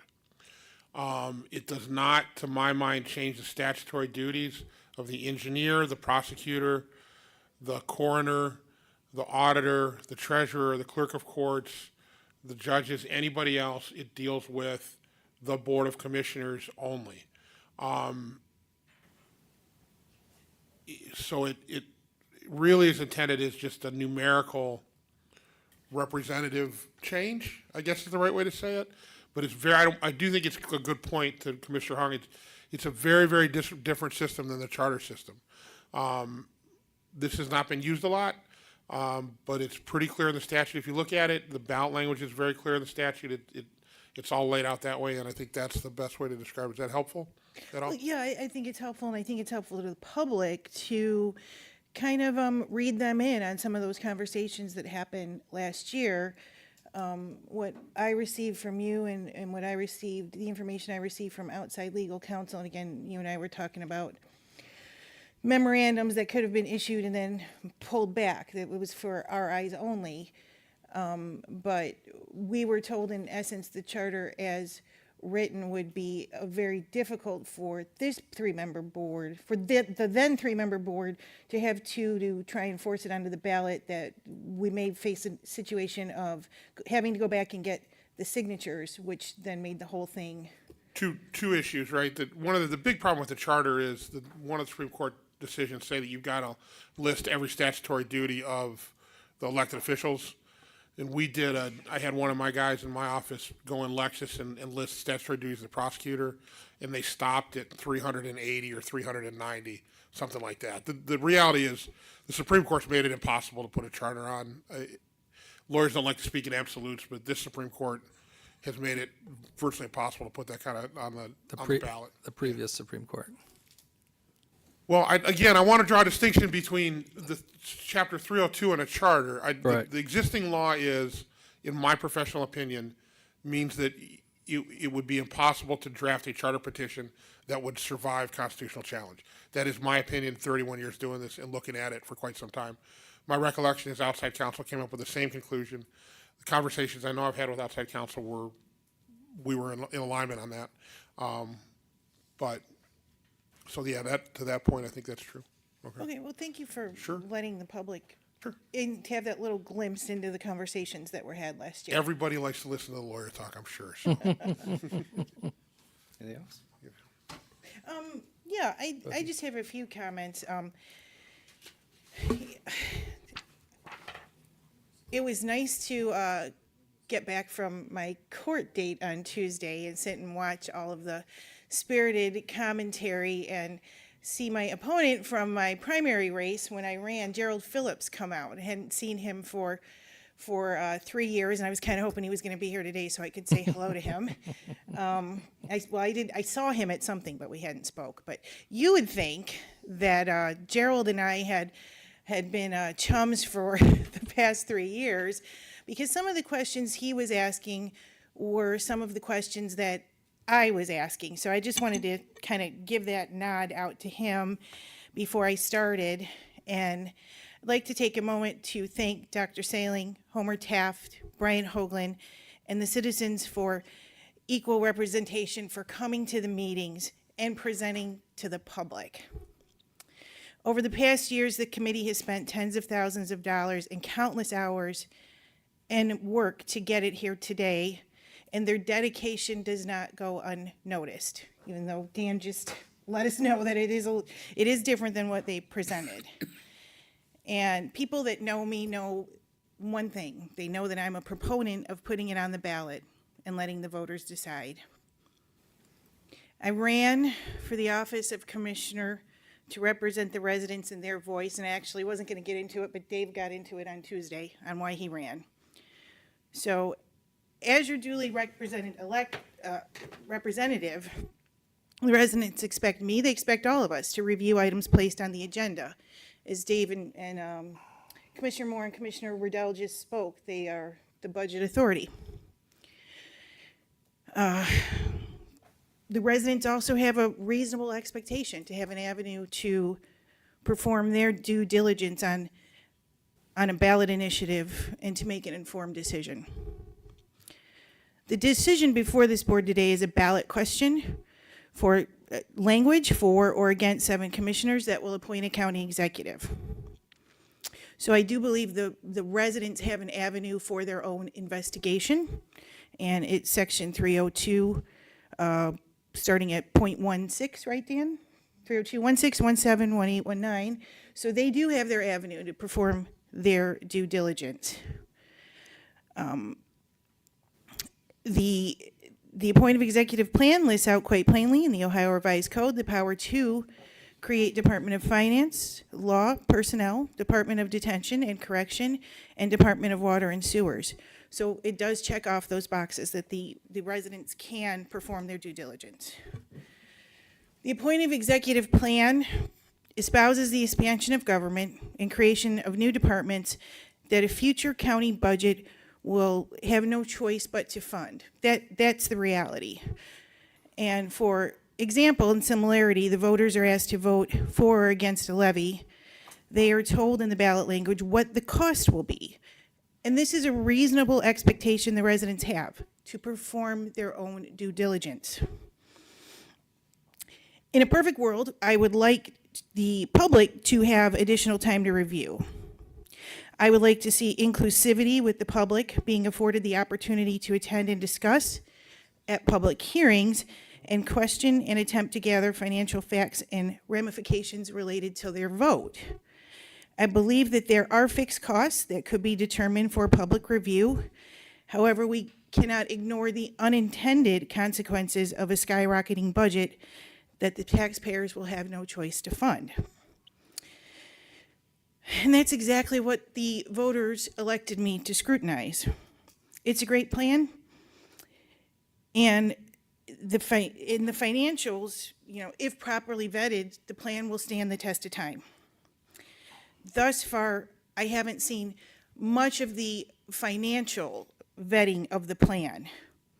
So for the public, that, in my opinion, checks off a no for the financial vetting. And we are saying to the public that your financial vetting will be done after it is put on the ballot. So you struggle with that. It's both ways. It's both sides of the coin. Are you vetting before? Are you vetting after? What are the financials? The citizens and residents have come up here and spoke. They've brought up those issues both days. So at this time, while I don't believe the public is being afforded the access to investigate and are being provided the known fixed costs at inception of the plan, we definitely don't know the future projected costs on the ballot question. A vote has to happen today whether to place it on the ballot, and us three will be taking that vote here momentarily. Thank you, Mr. President. Yeah. Anything else? No.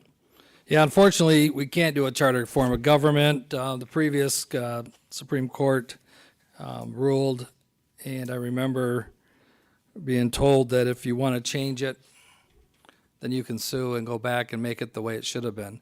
The original, the Supreme Court, the people that are trying to do charters before were adding fracking and other social issues in there. And they said, well, don't worry, all you gotta do is why don't you guys sue and spend $50,000 and change the law back so it's easier to do a charter. A charter form of government would have dissolved 5 elected officials that do policy making, not budget or not budget, but policy making. And that's something that it could be an administrative position, not an elected position.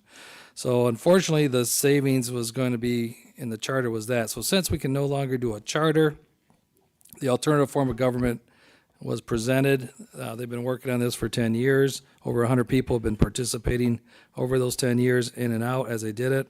I was in there till about 2018, and after trying to raise or involved in 2 signature drives, getting 25,000 signatures, I said, that's it. I feel like Columbus isn't going to give us the right to choose for ourselves here in Lorain County and how we would like to be governed. And that's what happened. So when this alternative form of government came up, what we're going to be voting on today is the percentage of pay. I think the pay is $93,000 for this job, and I think the group came up with 60%, which is $56,000. And right now we have 3 assistants, all of us. Honestly, I don't think I could do my job without Amy. I had to do a shout out for Amy. She fell and hurt her knee, so she's probably medicated and didn't hear me. Anyway, again, let's just say we're using Brian Baker's numbers at 600,000, 700,000. If we had 7 commissioners here during the ARPA free money giveaway, the $9 million, I'll guarantee you, would not have been spent on nonprofits and businesses. That's 12 years that we could have saved, or we should have used that money for infrastructure instead of one-time payment. There's a lot of tax savings by having more representation, because you have to go back to the people that you represent and tell them why you did what you did. So again, I said it on Tuesday. I've said it for 10 years. I support, well, not 10 years because we weren't going to go alternative.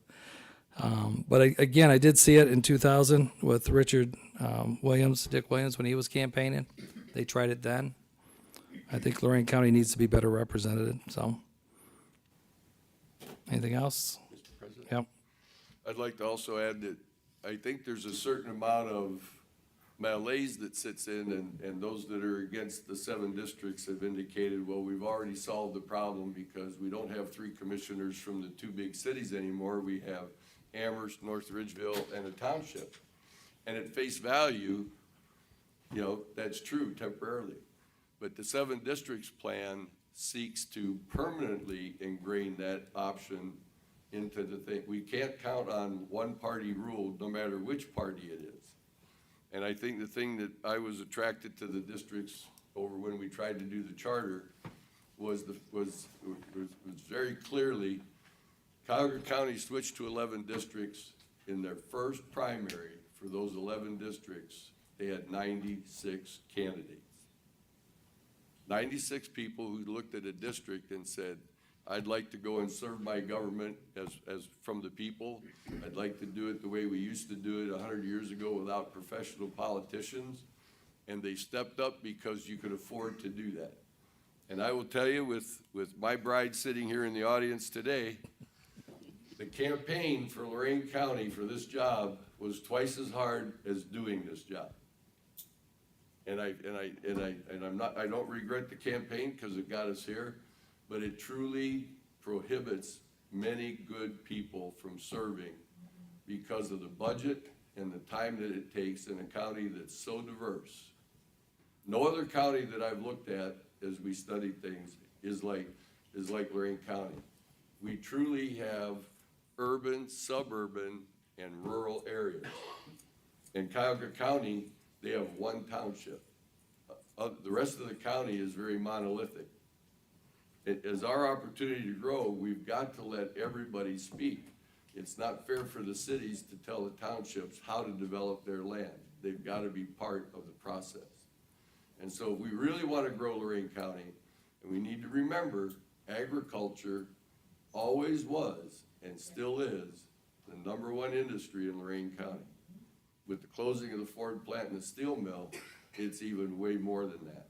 We've got to let everybody have a permanent, structured vote, not an opportunity to get elected in a miracle, like me. So at the end of the day, we got to look at the system, and it's about representation.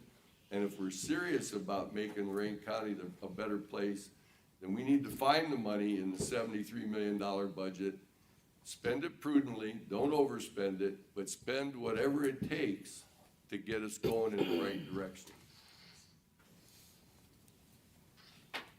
Thank you. Anything further? Ready for the vote? Commissioner Moore? Yes. Commissioner Rendell? Yes. Commissioner Hung? Yes.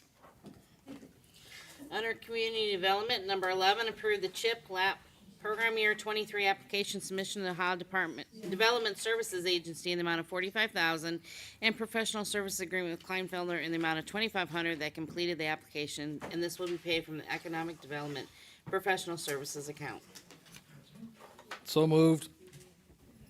Second? Discussion. Would Drake, would you guys like to say something?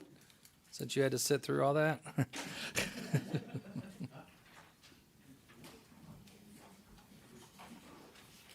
You hit us on a marathon day. Not a problem. Good morning, Commissioners. Wanted to come and talk a little bit about the background on this request under this resolution. Back in June, on the 13th, this body approved the CHIP program application to be submitted for $1.6 million for doing housing repair and rehabilitation projects. The state of Ohio since then has made available an additional $5 million in additional funds for CHIP lead abatement or CHIP, what we call CHIP LAP, but it's lead abatement program to actually address specifically the lead content. And that goes to any of the houses in Lorain County that we end up doing, primarily was built before 1978. There you have to assume lead based paint in that house or either test and prove otherwise. And so this is designed to address the lead issues that are in those homes.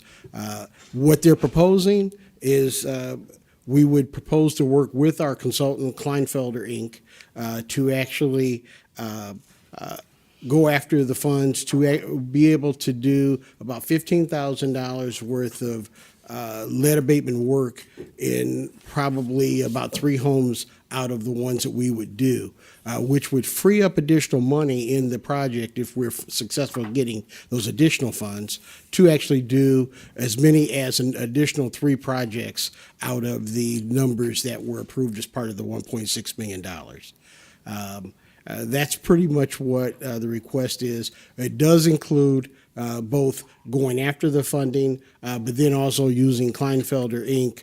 To actually prepare the application for that, because even the ODSA does require that we actually submit an application by, what is it, July 26th of this month. And I'll take any questions that you may have. As always, great work. Thank you. Thanks, guys. Appreciate it. Thanks. Anything further? Commissioner Moore? Aye. Commissioner Rondo? Aye. Commissioner Hung? Yes. Under Job and Families, number 12, enter into purchase service agreement with the TIP Company Group, Circleville, in the amount of $211,614, and Lorain County Department of Job and Family Services, local processor of Medicaid for Lorain County residents, for Medicaid automated return mail and outreach solution, and this will be paid from the contract service account.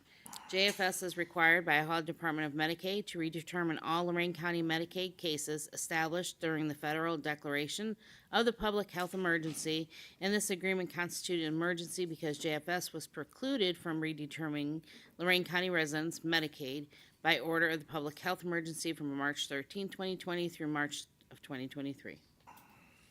So moved. Second. Discussion. Commissioner Moore? Aye. Commissioner Riddell? Aye. Commissioner Hung? Yes. 13, enter into purchase service agreement with Technology Solutions Consultants, Columbia, Missouri, in the amount of $65,500, and Lorain County Department of Job and Family Services, local processor of Medicaid for Lorain County residents for Medicaid return mail software, and this will be paid from the computer system software account. JFS is required by the Ohio Department of Medicaid to redetermine all Lorain County Medicaid cases established during the federal declaration of the public health emergency, and this agreement constitutes an emergency because JFS was precluded for redetermining Lorain County residents Medicaid by order of the public health emergency from March 13, 2020 through March of 2023. So moved. Second. Discussion. Commissioner Moore? Aye. Commissioner Riddell? Aye. Commissioner Hung? Yes.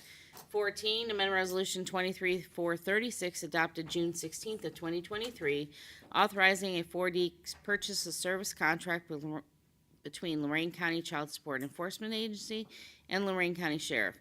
Said amendment is to reflect the 66% only that JFS will pay as a 4D contract, which will be paid from the contractual purchase services account. So moved. Second. Discussion. Commissioner Moore? Aye. Commissioner Riddell? Aye. Commissioner Hung? Yes. Under Sanitary Engineer, 15, certified the delinquent sanitary sewer accounts, Lorain County Auditor, for collection on a tax duplicate for the year 2023, collection year 2024. There were 2,506 customers at an estimated cost of $606,412.13. So moved. Second. Discussion. Mr. Moore? Aye. Mr. Riddell? Aye. Commissioner Hung? Yes. Under Stormwater Management District 16, accept the recommendation to restore drainage improvements under Ohio Revised Code 6117 for a portion of Cobb Ditch in New Russia Township, and schedule a public hearing on August 29, 2023 at 4:30 PM. So moved. Second. Discussion. Mr. Moore? Aye. Mr. Riddell? Aye. Mr. Hung? Yes. Workforce Development Agency, 17, approve and enter an WEO sub-grant agreement, G 2425-15-0161, with the Ohio Department of Job and Family Services for state fiscal year 24 and 25. This is effective retroactive to July 1st of 23 through June 30th of 25, which will define the roles and responsibility of the parties with respect to the funds allocated to the Lorain County Workforce Area by Ohio Department of JFS for the administration of workforce development activities. So moved. Second. Discussion. Commissioner Moore? Aye. Commissioner Hung? Yes. Commissioner Riddell? Aye. Airport, 18, award contract to Erie Blacktop, Inc., Sandusky, Ohio, in the amount of $466,560.40 for Lorain County Regional Airport Rehab Main Apron Phase 1 project. 2 bids received on May 25th, this being the most responsive, complying with specifications. A notice to proceed will be issued effective on or before July 24th of 2023 and complete said contract on or before October 31st of 2024. Authorize administrator to notify the auditor to release retainage at completion of the contract. This project is funded by ODOT from Airport Construction Account. So moved. Second. Discussion. If only Karen were here, this would be her moment. We miss you, Karen. Commissioner Moore. Aye. Commissioner Hung. Yes. Commissioner Rondo. Aye. 19, approve an agreement with Wallace Panzer Group Mansfield in the amount of $42,366 to perform construction observation and testing services for Lorain County Regional Airport main apron rehab, partial Phase 1 project, and this will be paid from the professional services account. So moved. Second. Discussion. Mr. Moore. Aye. Mr. Hung. Yes. Mr. Riddell. Aye.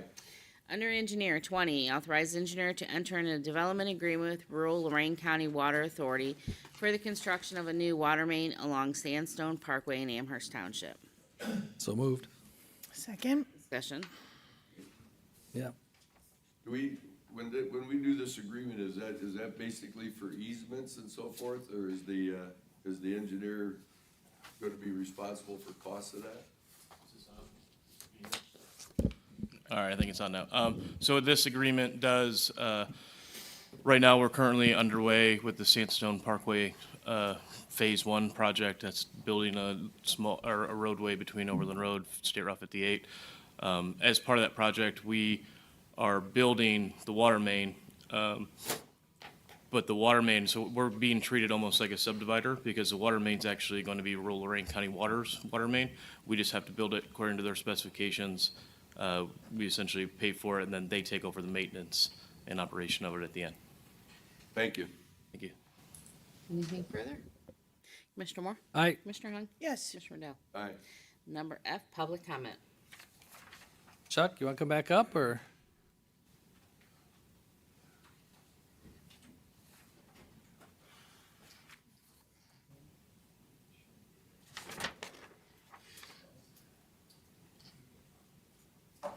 Hello again. Hello again. I just want to thank you for answering my questions earlier. And I'm not here for or against the new ballot issue. I just had some questions, and I just want to thank you. I know you didn't have to answer them. Thank you. That's the way it works. Yeah. Thanks for coming in, Brian.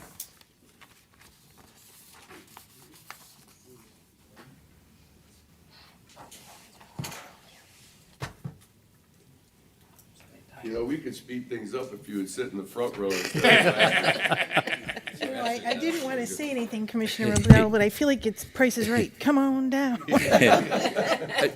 I just have a couple questions here. Again, thank you for letting us come here, asking questions today, hopefully clarifying.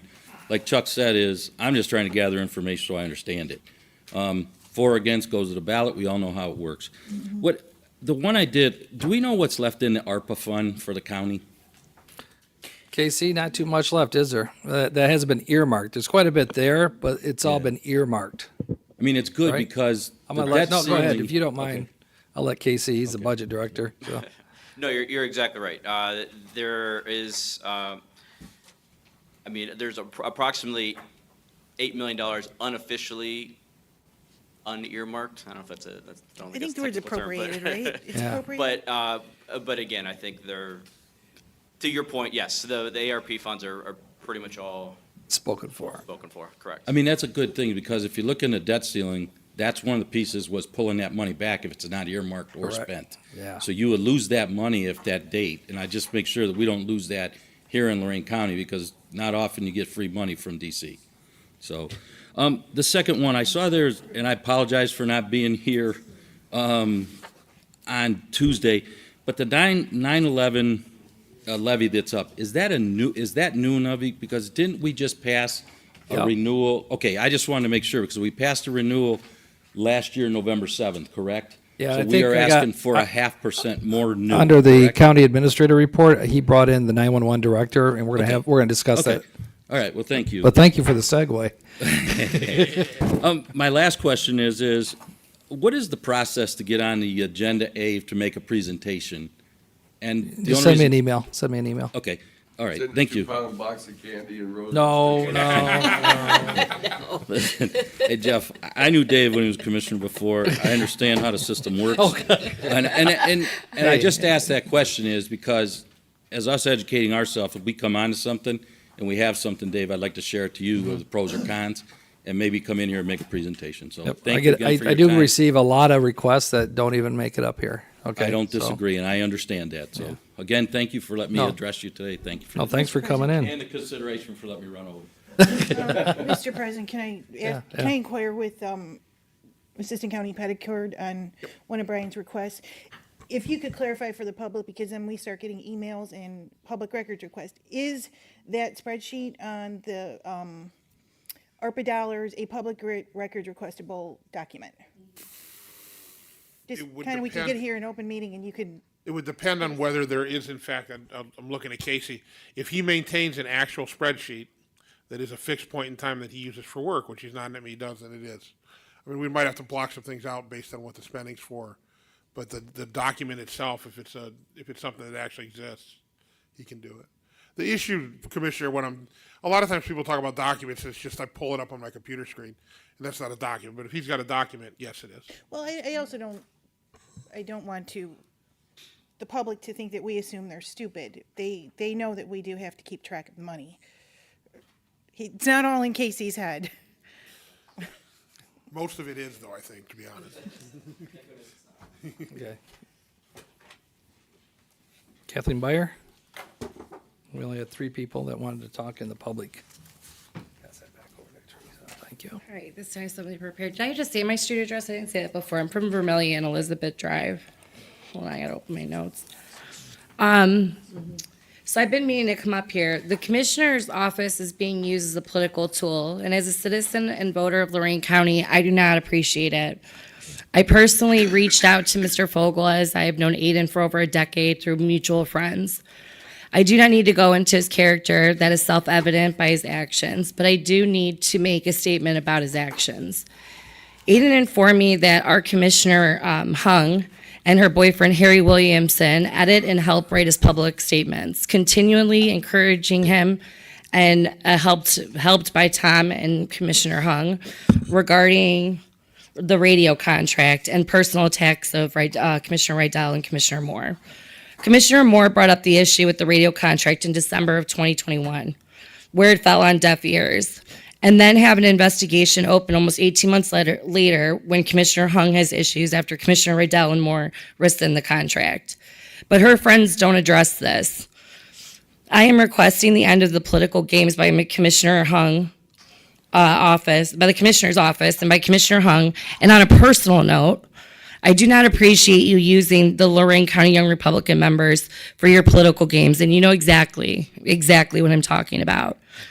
Thank you to our 2 Republican members, President Moore and Commissioner Rydell, for rising above the political games and moving forward, and rising above political games and doing what's best for the 300,000 citizens of Lorain County and their families. Thank you. Thank you. County Administrator?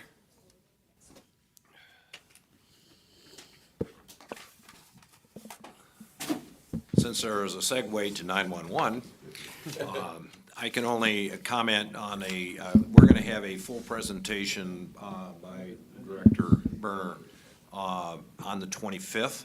July 25th? July 25th, and which he'll cover the numbers, but we can speak to the general number now that we know, and Rob, if you want to, just to the macro number that's out there. Sure. Thank you, Administrator. As you know, the 911 center, communications center operates 24/7, 365 days a year.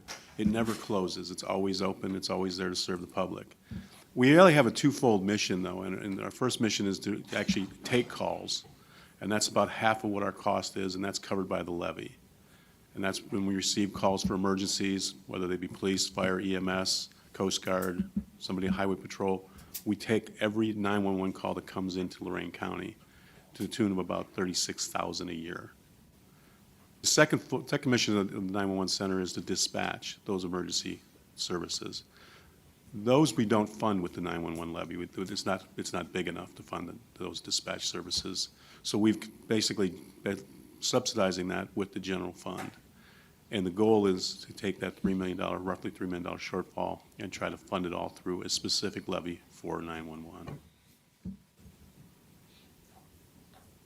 And what's going to happen, as hopefully, on July 25th, you're going to come back to us. I will present the commission with the actual, all the details of what Okay. we do, why we need the money, what it's going towards, and, you know, it's a role that I've played, you know, as a public administrator for years, but I gotta be honest with you, I don't like asking for tax increases. Oh.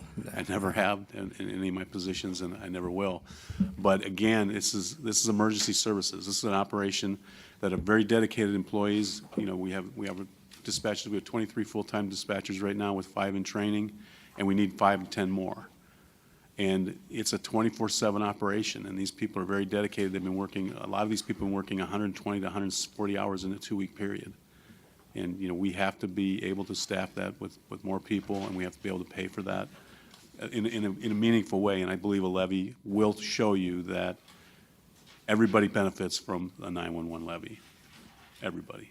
Doesn't matter where you live in the county, you dial 911, we're going to answer. I also know before this levy came up, because you were talking about going back to the communities, correct? Yes. And will you be able to present the option that? Yes. Okay, I want to make sure that the public, because all we did was vote to send this over to the auditor's office, and hopefully, maybe by the 25th, I don't know if we will, Casey, or not, have that information back from the auditor's office. Because I think, if not, then it could still be part of the discussion. Yes, we know what exactly our costs are for every service we provide. We know what the costs are to every community that we provide services to. We know exactly what they cost. And I think Casey can answer this. Would you say that ARPA kind of bailed out 911 for the past couple of years, or?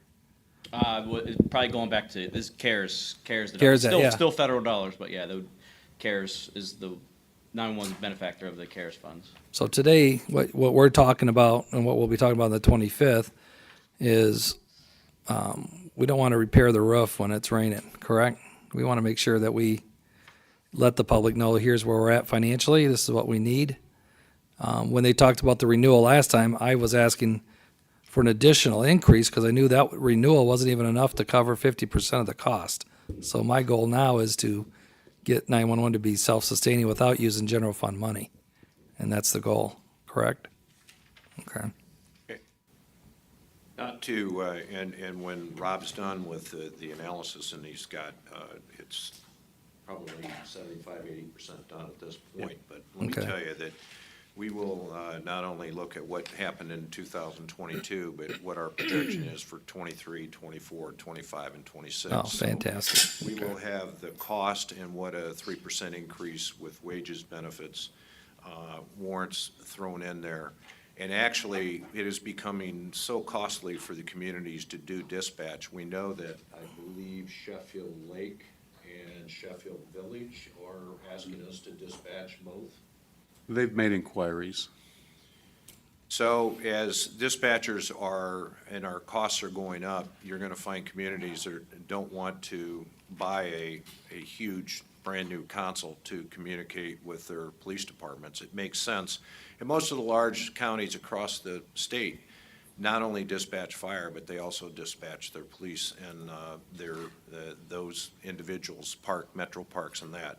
So in this, when we're looking at it, we're really taking a look at the entire floor with regards to how many dispatch centers we need, including taking a look, and I said last week, with regards to 988, which is mental health. They have to man their phones 24 hours a day, 365 days a year, and how we can work with the 911 center. We're hopeful that we will be one of the communities, one of the counties in the state that will be able to help the state develop that program because there is federal money that they're putting in and state money in order to do that. And with the Nord Center and our mental health people, that we've got the inside track to possibly be one of the fellas and one of the individual counties to be out there to help develop that program as we move forward. So the 25th, Rob will have a complete presentation with regards to the cost and what the levy, we'll know what the levy will bring in. Now we'll just how we're going to spend it through 26. Okay, so we'll put you down as a presenter for that day right off the bat. So. Thank you, Commissioner. Okay. To continue with my report, JR, you want to bring us up to speed on Jim Wims? I sure would. Hi, Commissioners. Me and our Good Bruce morning. talked about it. For a couple more minutes here. Sorry. It's still morning. Just wanted to talk and give you guys a quick update. You'll recall, some time ago, you guys approved a dependent eligibility audit through a company called AmWinds. And basically, since then, the groundwork has been laid to launch the program. It's a dependent eligibility audit, which ensures that the people that are on our health care coverage through the county's plan are appropriately on there, and people that aren't on there shouldn't be on there. It's just a part of us being a good steward of the taxpayers' money. So the reason I'm here today is to announce the kickoff of that project. Mid next week, a letter will be going out to all 2,000 plan participants, and there are approximately 2,000 more dependents. And we are going to be going out to people, asking them to just provide us with documentation that shows that they're entitled to be on the plan. It's going to take about 90 days to complete. So I just wanted to give you guys an update today. The project is moving forward. It's on target, it's on budget, on schedule. And thank you for your time. Happy birthday to my daughter, Lucy. She's 12 today. Happy birthday, Lucy. Happy birthday, Lucy. Fire something good. What? Figuring out how old I am. I was 15-year-old and 12-year-old. One final comment, and Casey and I and our team talk a lot about money, and the $9 million is where we're gonna find it. I mean, we didn't have $9 million in North Ridgeville, but we do work with that. Yesterday I received a letter, or actually an email from Hills, the Hills company that's providing the jail operations procedure assessment. And in there, they've been having numerous meetings with the ODRC and the correctional industry members that are out there, and I'm sure with the Sheriff's Department and everything like that. They've recommended that, and Casey and I have had some conversation, and Dave, you and I, or Commissioner Moore, have had some conversations that they would like to, as part of that contract at no cost, but they understand well, there is cost, but in order to get a true assessment, we really should understand how much the jail is costing now. And they can actually look at where we are with KC and the numbers that we've got, but actually sitting down and working with the administration and the Sheriff's Department to see what the costs are now in comparison to what's out there. So that is, if Hills is coming back with a cost of a jail, that we look at it, that we can really internally look at it on a projected basis. This is what it costs now, where we are. And I'd like to move forward with that and authorizing them to include that in their assessment, of course, working with the sheriff, with KC and the administration through that process, and obviously with you all. So I'm looking, I think I can do that as an administrator, but I don't want to overstep my bounds. Is that correct, Dan, or where are we? Well, I don't like you overstepping your bounds either, but I think you're okay there, so. I can't believe we would need a resolution to get something for free. well, it's just basically the contract, because we talked about this, is basically, I thought, you can't just say free. You're going to have to put it in part of needs to add it as a scope of work. That was my understanding. Well, Jeff and I will talk about it, but we'll make Okay. sure we do it the right way. I don't see the problem here, but we'll look at it.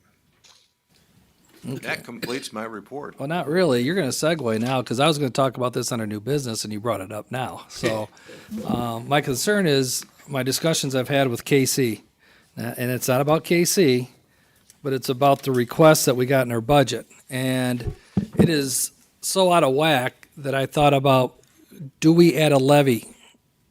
Well, we can't add a levy. We have to, there's a process to add a levy to the budget, or to the people for a ballot language, and I got to find my paperwork that Casey gave me. The problem is, today's probably the last day that we could probably request the auditor to at least do an analysis, correct? Correct. Would you say? Oh, Teresa, sorry, I should be looking at Teresa on that question. And so, I'm looking at the sheriff's general fund budget, and it's increased by 50%. Right, Casey? And then I'm looking at the jail fund budget, and that's increased from 17 million to 26 million. So, Clarification. I don't want to wait till November and say, ooh, wow, we don't have enough money. Who do we cut? I mean, we're in a position today to maybe, do we have the auditor review it? How do we make up that shortfall? Do the public have a chance to have a voice in the budget process? I don't know. This is just, I wanted to have this discussion in the public. So go ahead, Casey. I was just gonna say, the 50% number that you Yeah. referred to the general fund, that's since, I think 2018. It's from last year, though, it is a 25% increase from the Right, mass class. right. But from 2020 to 2020, to 2024, 50% increase. And so we're looking at 2 million there, another, $9 million increase right there. And you can't cut 9 million from the rest of the budget when our budget's 73 million. That would be difficult, Yeah. to say the least, yes, that would be challenging. So my discussion would be, I don't want to make the decision today, but we have to make a decision on whether or not, what are our options as a board here? Do we have the ability to at least ask the auditor for a levy? And with this $9 million increase, maybe force the sheriff to go to the people and tell them I need it. It looks like he does based on what I got here. I'm asking the other two commissioners. I think, Mr. President, I think this is all part of our global problem on how we're gonna deal with the hangover from losing the ARPA money. Because the ARPA money plugged a lot of leaks and it allowed a lot of things to occur outside the normal budget process because the funds were there. And while I agree with not sending them back and finding the best use, we can't balance our budget on ARPA in 2024. Well, the problem is you can't use ARPA funds for jails. You just can't. Or convention centers, which I found out trying to do that. Okay? But again, it doesn't mean I want to put a levy on. I'd rather not. But we're out of time today. I feel like we're out of time to. Mr. President, Yep. maybe instead of using the word levy, we're talking about having the auditor do an evaluation. Correct, Yeah. correct. Which that's all I'm looking for. And if to do an evaluation to come up with, the issue at hand is we're like right in the middle of a lot of things right now, folks. We are in the middle of doing work on the jail. What do we need at the jail? And I don't want to spend $15 million on a jail that we're going to tear down. And that's counterproductive. But I feel like we're right in the middle, and time is really an issue for us, because how can I have a discussion in November after the election to say, oh, by the way, we have to pass a budget and the sheriff needs this much money, and we don't have it. Okay, now if the public says that's fine, that's the way it's going to go, then the public has a say in the budget process, or maybe not. In the next 2 weeks, I think when we meet again, hopefully we'll have it. By the 25th, that's my goal, is to have the other two on there. But I was just gonna say, we meet on the 18th, so if you guys could. I don't think the Mr. Pettiford auditor could can be get- nice to the auditor and see if he could get a little leadway on getting the last one done. Which last one? Well, if they do something today, or wait till Tuesday to do something for the. The problem is, we get set with this non-binding tax budget, and that's the curve that's thrown at us. Okay, but by law, we have to pass the tax budget for the state, and really after the elections when we have to deal with the actual numbers. So we have between August, September, October, 90 days to be ready for 2024, and those hearings will start in November. And I just like options, and if we don't have an option, then we have to start looking at other ways to make up for it. Whether it be, honestly, we could probably we put $20 million away in the jail fund. Maybe we pull the money out of that. That could be an option. Okay? Maybe we have to impose, or not impose, but put a levy on the ballot. That could be an option. But it's not an option if we don't decide today if that will be allowed as an option for us to discuss. Does that make sense? Sometimes I talk squirrel and I'm over here. So, okay. I'm not saying that we need to do this, but I'd like to have that option for a public discussion. Because again, there's other ways we can make up that shortfall. But if I was to do a levy, it would only be for 2 years to make up for this shortfall in regards to the request from the sheriff's department. So how would we make that motion? Okay, well, you'd first have to, like I said, we could wait till Tuesday, because we have to come up with the ORC, we have to come up with the millage, I we guess, have to do all yeah, that. I don't want to really do it today because I don't want to be rushed. But I can't, well, yeah, definitionally, right? So I understand, and I can put something together for Tuesday, the next Tuesday meeting. What we're talking about is a levy for the jail. the sheriff is asking for an extra $2 million for personnel too, so I don't know. I think there's two different things, because I know or there's an ORC section that deals with, for the jail, right? For the Right. construction of a jail. I'm not, I have to look at the ORC to see if there's something, you're talking about just general operations of the sheriff's department.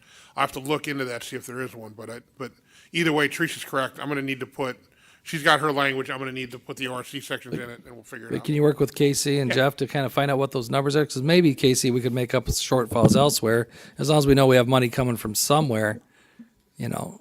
Yeah, I mean, I think. I think it's a short term. I think this isn't something that they need going forward. This looks like just a short-term fix. That's what it looks like. But again, we just got it.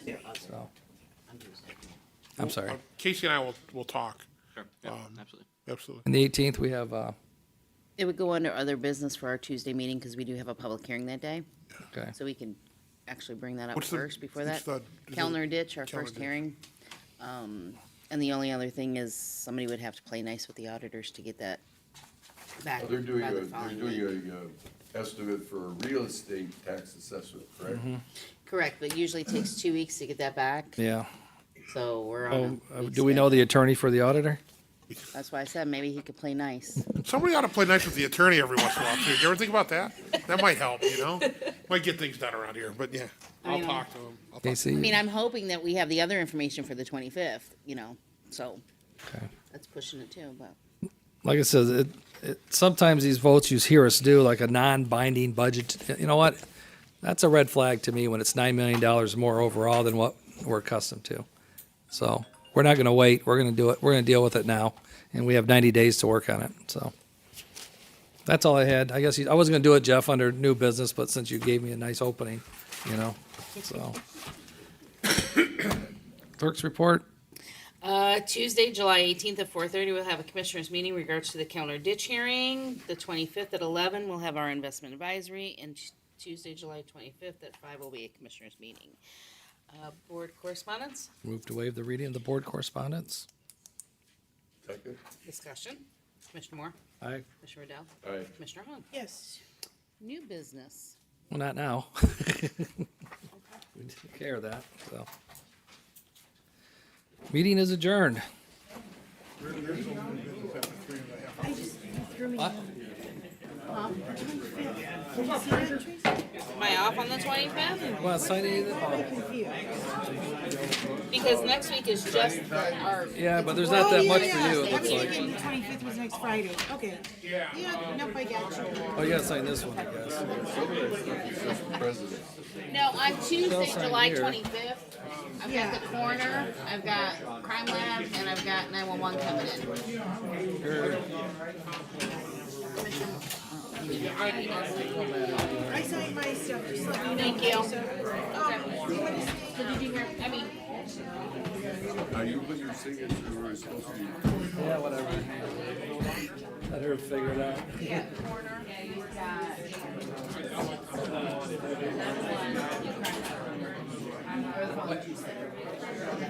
Yeah, but they're not gonna speak, are they? I told them I wouldn't let them, I already put them through it last, I didn't wanna do that. Okay. I'll talk to them. Good work, Victor. What's this? That's just an email. What's up? 6:15.